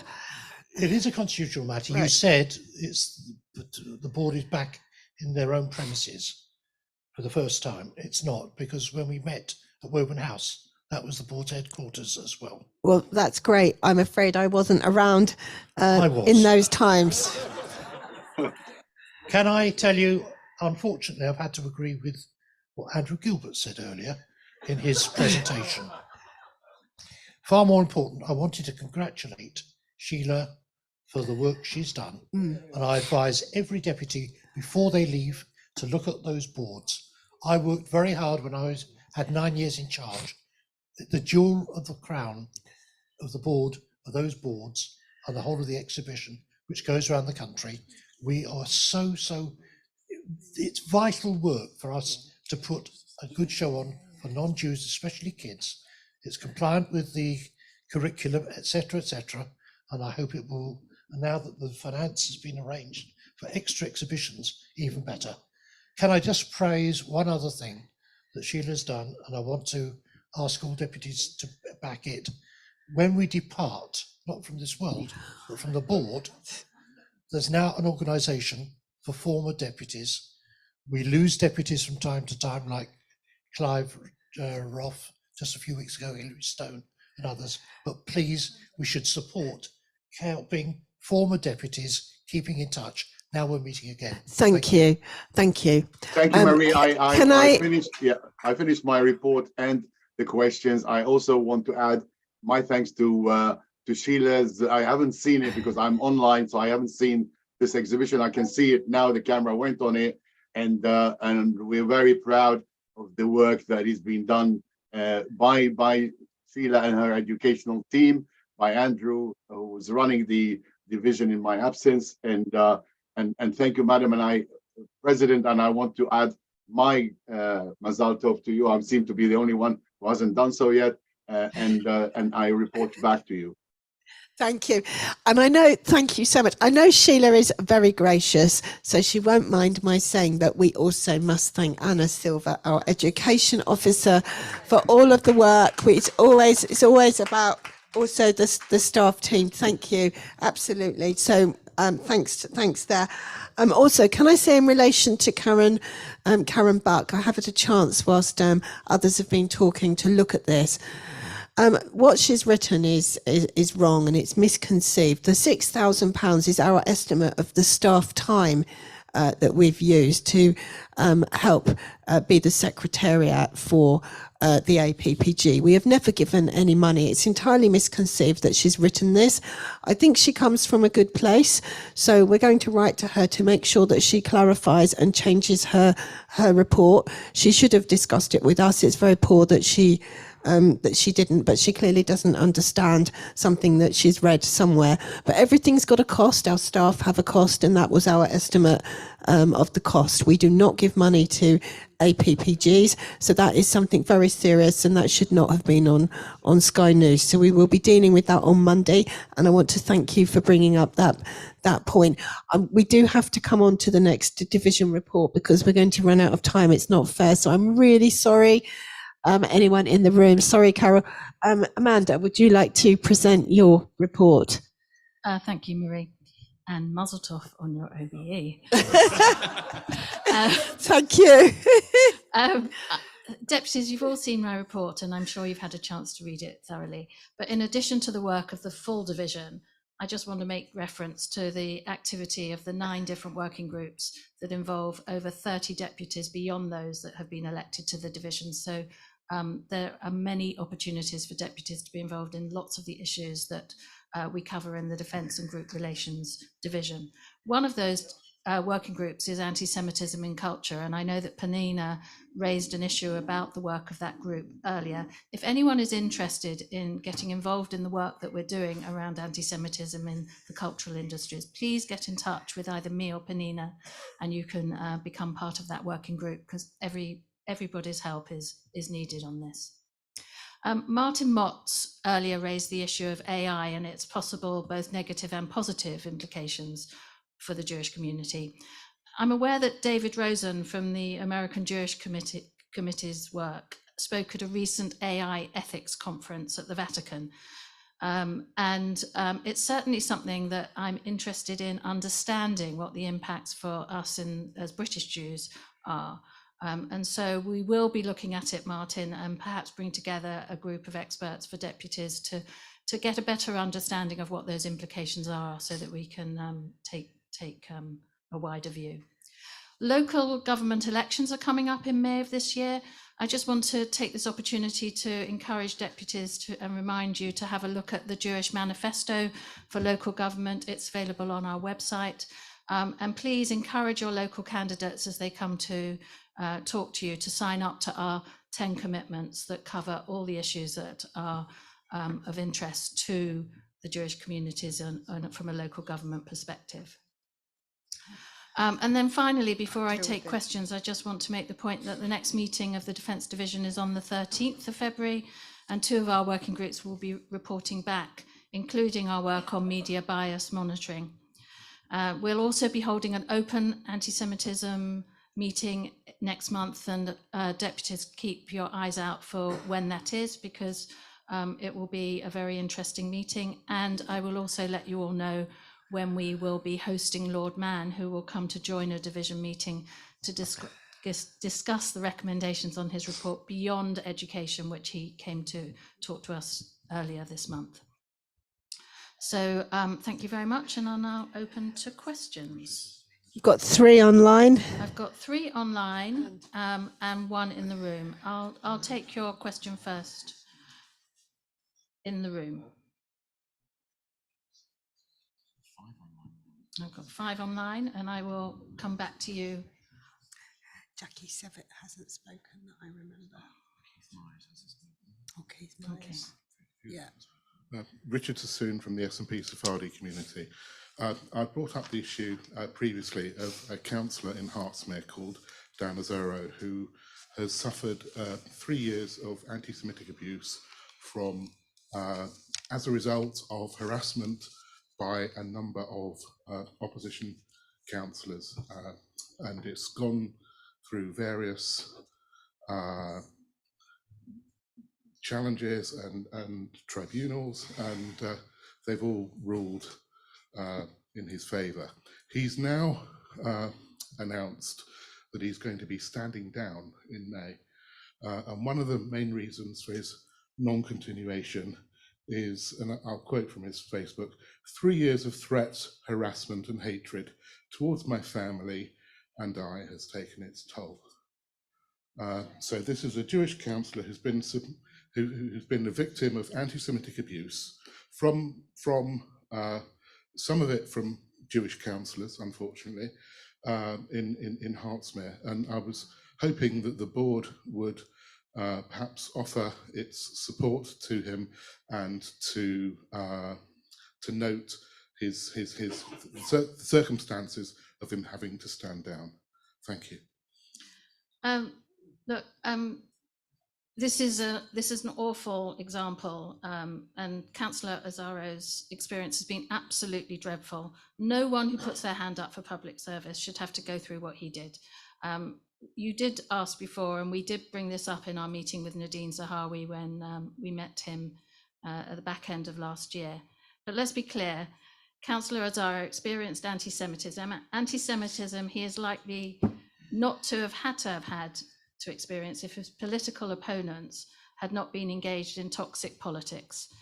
Now that was, as you said, endorsed by an independent inquiry. And so it is profoundly regrettable but understandable that Councillor Azzaro has stepped down. We understand that he's been working with the local government association so that the lessons from this experience have been learnt. We absolutely do not want anything like this to happen, and we will be doing all we can as we come up to the next government elections to highlight ways that local government and national government can ensure that this kind of thing doesn't happen.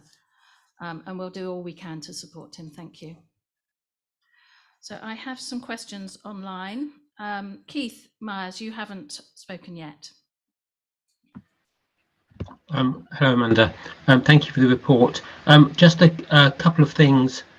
Sorry, Keith Myers, Edgware United. A couple of things. You mentioned the meeting with the CPS, which I thought was a very good meeting with them. It was very good to understand the legal decision-making process, because obviously in the press, we don't get the opportunity to have the details explained of things like the convoy case and other things. So hearing the people who are the head of the departments explain is very useful.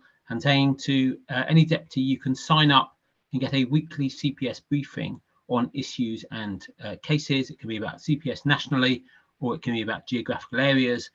They are very interesting.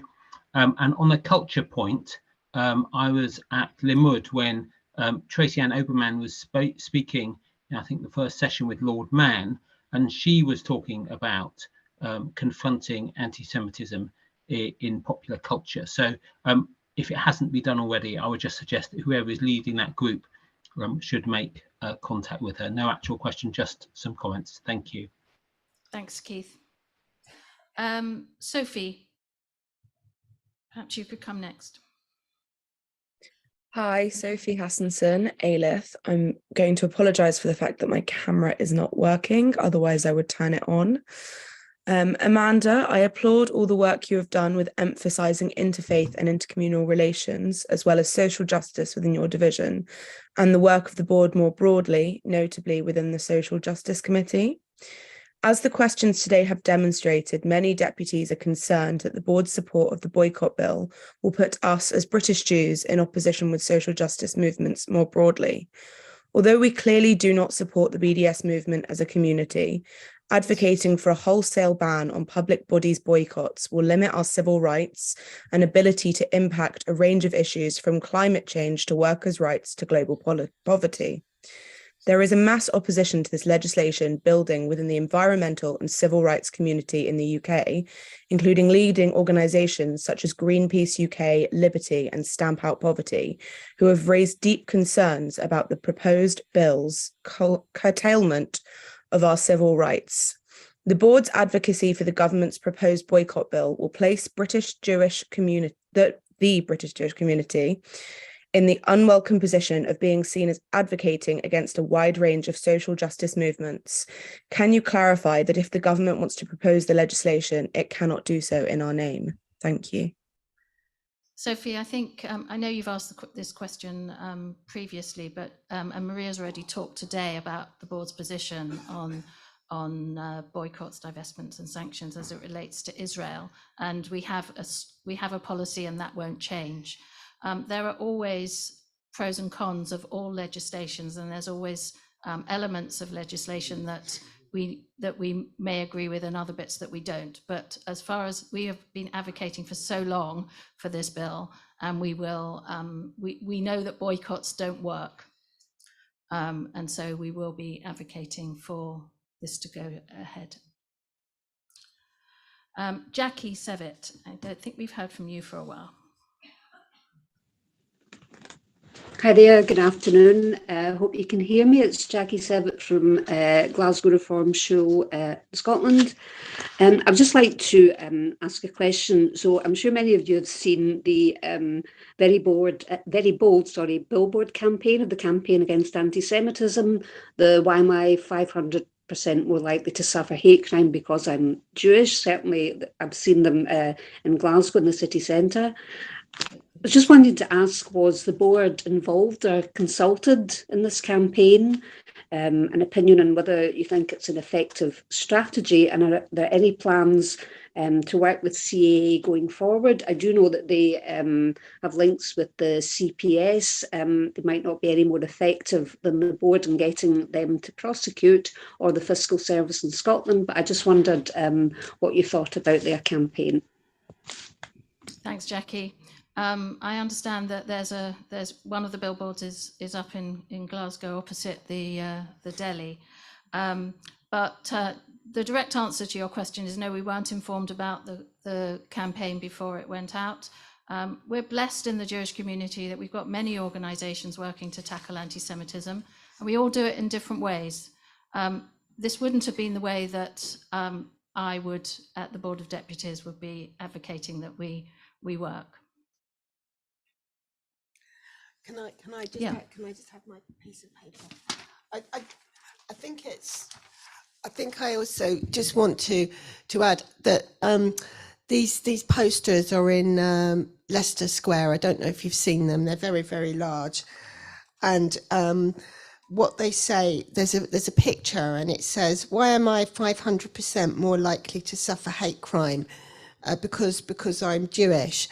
And to the right-hand side, there's very, very small print. And it says there, compared to other religious groups, according to the latest Home Office stats. And I think it has to be borne in mind that the stats show that religious hate crime makes up 6% of hate crimes as a whole. So I as I say, I haven't yet been to Leicester Square, but some people have expressed concern about this, and this isn't the way that the Board of Deputies would go. And as for the campaign poster up in Scotland, I understand that the stats that have been produced by the Home Office are only for England and Wales, and they're not actually for Scotland. I just think that the very small writing on these posters should be much bigger, so it's put into context, and it would have been good to have had a discussion. I'm sure it was a very expensive campaign. Thanks, Marie. Paul Hart. Hi, Amanda. Looking forward to our start for our meetings again. This is an old antagonism of mine. It's about Stamford Hill again. It appears that the Haredi community can't defend themselves. 3 more violent attacks in Stamford Hill. Why can't we on the board do something about this by approaching the police and waking them up and get them to do more vigorous patrols?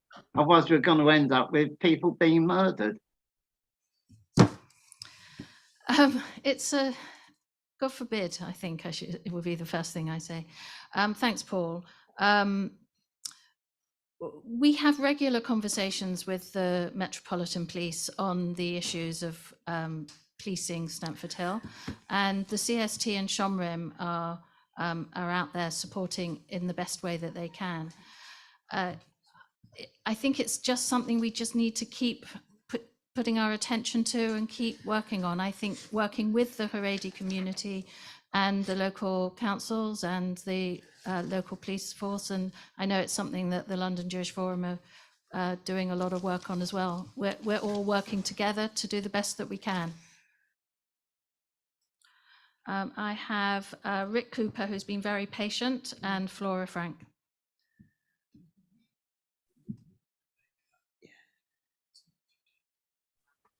Hello, Richard Cooper, Portsmouth and South Sea Hebrew Congregation. Thank you, Amanda, for your excellent report. And Mazel Tov, as everybody else has said, to my friends Marie and Jonathan on their richly deserved OBs.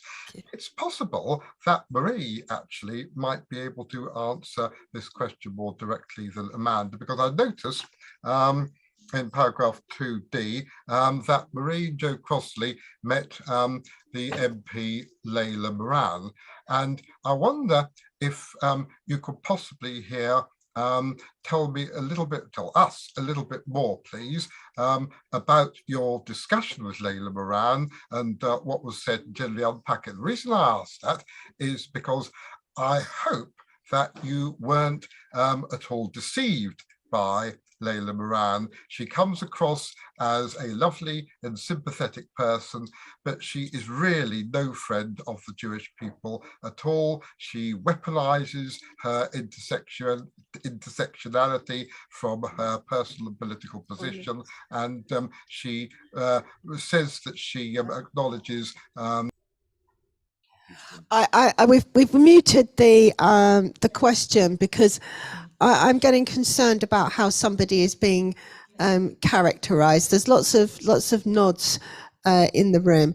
Look, in my job, I feel I'm the protector and the defender of the community. I'm also an ambassador, and I also have to meet people that people don't like me meeting. I've already had one complaint from somebody that I'm going to meet the diaspora minister, but it's important to meet people in politics. Layla Moran was perfectly polite and civil. She's perfectly well aware of the place that I come from, but it doesn't mean that I can't have some sort of dialogue with her. My position and the representation of our community is unchanged, but as I say, you have to have opportunities to be able to talk to people, to advance your position, to enhance your position. So I think we have to be very careful how we describe people. And I'm going to just remind deputies that everybody is responsible for their own conduct. There's no disrespect to anybody here, but we felt that we had to mute that conversation because it was crossing a line. So thank you. Yes, in the room, there's lots of here's. Thank you. Okay. Amanda, I'll leave you to the next question from Flora. Thank you. Flora, you have the last question.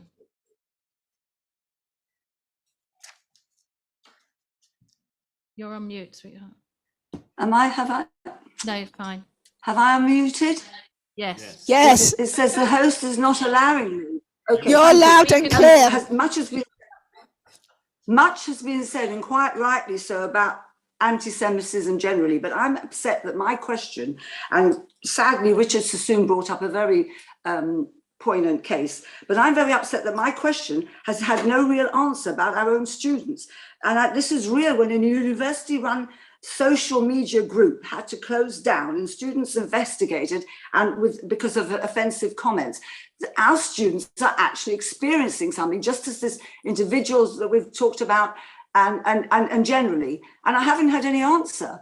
I mean, you know, they're out there, thousands of them. My granddaughter's a very brilliant girl. She could have gone to Cambridge. She chose to go to Birmingham because she wanted to be with everybody. And it's a frightening thing. And she's very objective. She's a very objective person. She's not subjective. And she wrote this article, and one should read it. These are our students who are going to be next deputy leaders, maybe the next president, who knows? Flora, thank you. You raise a really important point. And there have been 3 reports recently that highlight the level of anti-Semitism, both in mainstream education as well as in higher and further education. So there has been the report from the KC about the NUS and institutional anti-Semitism within NUS in general. There was John Mann's report on where we are in terms of where we are 5 years on since he last reported on anti-Semitism as from his perspective as the anti-Semitism advisor. And most recently, just this week, a report from the CST and the Union of Jewish Students on the rise in anti-Semitic incidents on campus. All of these highlight the fact that there has been more anti-Semitism on campus, that there are more incidents of where our Jewish young people are not feeling safe and secure on campus as they should be. They all also have recommendations on what to do going forward. And so the work of my division will be to look at, to see how we can work alongside those organizations to make sure that we're pursuing those recommendations and making sure that our Jewish young people have the time of their life on campus and don't have to think about feeling safe and secure, because that's just how it is. Thank you. Thank you. Thank you, Amanda. Thank you, everyone, for your questions. I'm delighted for us to continue with the new speaker programme. Forgive us, we're going to be slightly tight on time, just about online. Can I introduce to you Jeremy Havardi? I know Jeremy well because over the years we've invited him to participate with us in meetings at the American Embassy, and I'm so delighted that Jeremy is a deputy. So Jeremy Havardi, over to you. Would you like to give your speech? So thank you everyone for listening. Thank you very much, Marie, Madam President. And in case you missed others saying it, congratulations on your OBE. Thank you. I'm delighted and honoured to be a deputy here representing B'nai B'rith UK. I'm a historian and journalist who's been advocating for the rights of the Jewish people and a fair understanding of Israel for well over 30 years now. Indeed, since the day I became Israel officer at Bristol University, my alma mater, which sadly has been in the news for the wrong reasons in recent years. And since then, there's been an almost extraordinary explosion of anti-Semitism and Israel-related Judeophobia around the world, with consequences that have shaken all of us. It's vital that we spare no effort in confronting and calling out this menace, using all the resources at our disposal and the goodwill of our allies wherever they're found. Now, I've tried to do this in quite a number of ways. For the last 7 years or so, I've been working for B'nai B'rith, an organisation that has led the fight for Jewish rights and against prejudice and extremism more generally for well over a century and a half. And together with a team of dedicated volunteers, I've conducted visits to embassies and high commissions across London, meeting very senior diplomats from many countries to discuss a whole range of current concerns. And of course, I well remember the visits that you just mentioned, in which I was part of a delegation, including the board. We call on diplomats to take anti-Semitism seriously, to sign up to the IRA definition, to tackle support for BDS in their own countries, to show regard for the threat posed by terrorism and jihadist ideology in the Middle East, and to support the plight of minorities, among many other issues.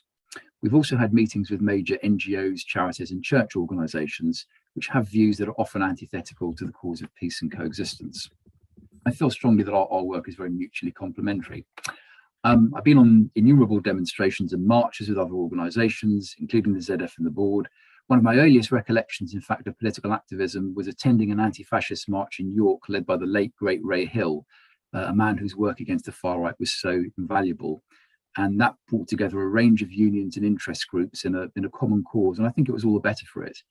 I've come to believe that only by working as part of a broad tent, eschewing territorialism and advocating a collaborationist approach, is it possible to have maximum effect and reach. I've written a number of books on these core interests. One is called Refuting the Anti-Israel Narrative. Another is A Persistent Prejudice, How Anti-Semitic Tropes and Double Standards Infect the Anti-Israel Movement. A very small claim to fame is that a book of essays I wrote on Churchill called The Greatest Britain was included in the mini Brexit hamper that was given to Michel Barnier just before the negotiations on leaving the EU started. I don't think it influenced him too much, but anyway, he thanked me. And I also must mention that I have memories of the board's 250th anniversary dinner over a decade ago, where the then Prince of Wales and Duchess of Cornwall were in attendance. And I remember contributing to the book of essays that was produced to mark that occasion. I very much look forward to a fruitful collaboration with fellow deputies. So thank you very much for that introduction. Thank you. Thank you. Give him a big hand. And Jeremy, I must introduce you to Richard Cohen, because he's really very knowledgeable on Churchill as well. He'll be very pleased to hear from you. Next up, Sylvia Hartman, also on Zoom. Thank you, Sylvia. Over to you.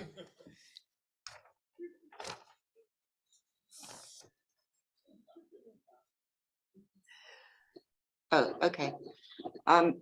Hi, my name is Sylvia Hartman. I have the great honour to represent the United Synagogue per se. I'm not on my own. John Melcher is the other representative, but I have had the opportunity to be on behalf of the United Synagogue. On behalf of the United Synagogue, congratulations, Marie, on your honour. Of course, thank you, Jonathan, and naturally the Chief Rabbi. What can I say about myself? I haven't written any books. I haven't done a lot of things, but I have done quite a number. I grew up in a family that was very, very community minded. My grandparents were very involved in the synagogue in Leicester, and my mother was very involved in Kinloss Shul. And I grew up learning that that's part of your life. You do things for the shul, for the community. You give of yourself, you be a volunteer. I was chairman of Our Ladies Guild in Edgware, which is where I actually live. I was on the board of deputies some time ago as a representative for Edgware, but I'm not going to say how long ago it was, okay? But I've been on it before, now I'm on it in a different capacity, and I hope that I will continue to work for the goodness of British Jewry. I am on the voluntary Ladies Chevra Kadisha of the United Synagogue, which is a very, thank you, whoever did that. It's a very poignant thing that you do, and it's allegedly a thankless task because obviously the person cannot thank you. But when you are finished, you have a very good feeling about what you have done because you've done something kind for somebody. I also have the great privilege of being the mikveh attendant for the London-based inn when someone converts. Obviously, when it's a man, I'm not actually in the room, just in case anybody was wondering. But when it's a lady or a child or a baby, I am there. I've been doing that for a number of years, and I'm proud to say I have the confidence of the Dayanim. And I'm also proud to say that I'm involved in something like that because it is actually a very emotional experience for me to see these people on that very same moment when they become Jewish. It's very, very special. I'm currently on the Shul Council. We're not allowed to call it the Board of Management anymore. I've been on that for quite a few years. And just as a by the by, in case I have nothing else to do, I hold a license as a kosher caterer with the London-based inn, which I've held unblemished for several years. Otherwise, I don't do anything. Thank you. Sylvia. I think that's fantastic. You do so much. I'd like to thank you. And you've also got a great sense of humour. You've made every single person smile. Thank you for all you're doing. That's really hard work, and it's very, very special, everything that you're doing. Thank you. You can ask about the Leicester connection directly. We've got a question here about that. Okay, Andrew Garfield in person. Come on, Andrew.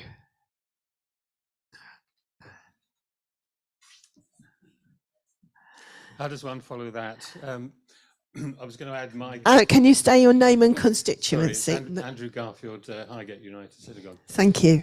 Marie Mazel Tov on your OBE. Thank you. I was going to say my father-in-law, who was also my late father, was also an OBE, used to get parking tickets addressed to Mr. Obe. So I hope you have a happier experience as an OBE. Thank you. I know it's not the done thing in these situations to start with an apology, but for those of you who thought Andrew Garfield was the Hollywood actor and the Spider-Man, I'm terribly sorry. It's a common mistake. I often get requests to befriend on LinkedIn from people from as far away as Hawaii and some sub-Saharan Africa who seem to haven't bothered to read my LinkedIn. Otherwise, they'd know that I'm a 61-year-old corporate communications consultant rather than the Hollywood actor. Journey these days is a rather overused word, but I think it's an appropriate word to discover or to explain how I've got here. My family was very much steeped in Jewish community service. My father, Morris, who unfortunately is no longer with us, would certainly be proud of seeing me here today as a member of this august body. In the course of his career, he worked for the Zionist Federation, rising through the ranks of what was then the JPA, then the JIA, to become financial controller of the UJI. After he retired, he continued to work for Scopus, which looks after the Zionist Federation schools. He also had a side hustle in my earlier years, working as the synagogue secretary for Hyams Park in Chingford Shaw. I know we've all heard of the term golf widow, so whatever the equivalent term is for a woman married to somebody who spends his entire life working for the Jewish community, that was what my mother had to deal with. As children, we passed many a happy hour threading the cords for Kol Nidre cards or stuffing envelopes, and our holidays in Israel seem to be mostly involved long stretches of time waiting outside the Keren HaYesod office in Ibn Gvir in Tel Aviv, when we would rather have been on the beach and Herzliya, or being bussed up to some kibbutz or development town in the north of Israel, where my father was greeted with the sort of welcome that normally one expects for the late Prince Philip.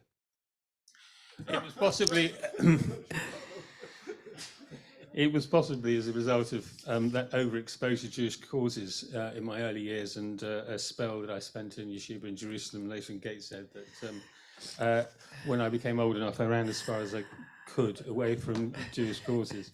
But they do get you in the end, and after having dipped my toe back in Jewish waters, courtesy of a Sorty Shul in North London, and then slightly a longer period at Finchley Reform, I was persuaded by a friend to try my luck with Highgate United Synagogue. So 5 years later, I regularly lead services, been co-opted on the Shul Council and co-editor of the Shul magazine, and as last year was elected unopposed to become my second deputy, alongside the iconoclastic and fellow recovering Essex boy, Adrian Cohen. I see my time is up, so thank you. Thank you. And I'm going to add to what Andrew has said. When I was 11 years old, I went to what was then Wanstead and Woodford United Synagogue, and I was in a Cheder class with Andrew's sister Judith. So I know the family very well, and I want to thank all our new speakers. We haven't laughed as much in ages, have we, deputies? It's been really good. This is what it takes. Now, Rob Sassoon is going to come. Is going to promote the new speaker program, and we all want to thank you, Rob. It's doing amazingly well. What have you got in store next? Thank you very much, Marie. And I've heard a rumour that you received an OBE. So if that is the case, then I wish you Mazel Tov as well. Thank you. Rob Sassoon from the S&P Sephardi community. You'll have just heard from Jeremy, Sylvia and Andrew just a little bit about themselves. What better way, I think, to sort of publicise the new Deputy Speaker programme that has sort of been instigated by both myself and also Marilyn Keane from Bournemouth Hebrew Congregation, who I believe is on Zoom today. We've now had, as of today, I believe 21 new deputies who have come up to the microphone or onto the Zoom platform to give us an introductory speech, including the 3 that we've heard earlier today. And we just want to encourage those of you who are either newer deputies who haven't yet spoken, or not newer deputies who have not yet spoken, to get in touch with us. Jerry, I think you may have spoken once or twice, so I do think that makes you ineligible, I'm afraid. But thank you for your interest.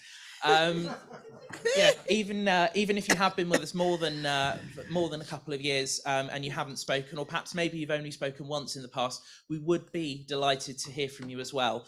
We will ask somebody from the board offices just to send an email out in the next week or two, just to ask you to sort of submit your interest to us. And then we'll try and fit you into a future plenary.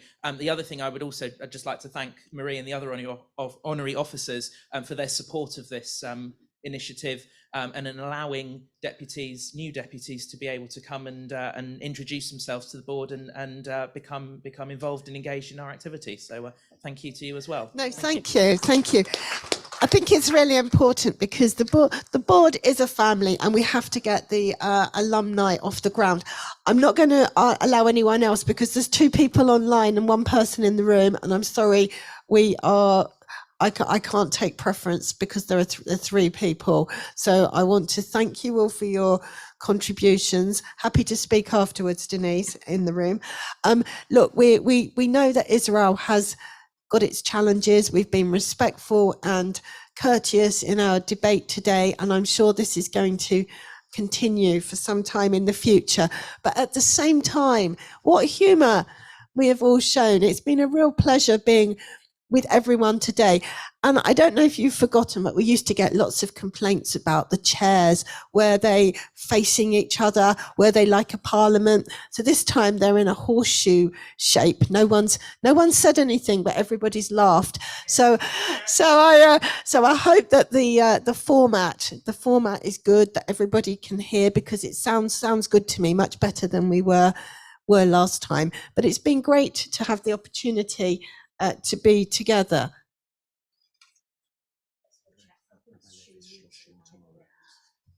The message I've got from Efrat Sofer is, of course, the fantastic Rabbi Levi. His shloshim is for tomorrow. So thank you for that. And his loss is one that is very, very difficult. He was a great man.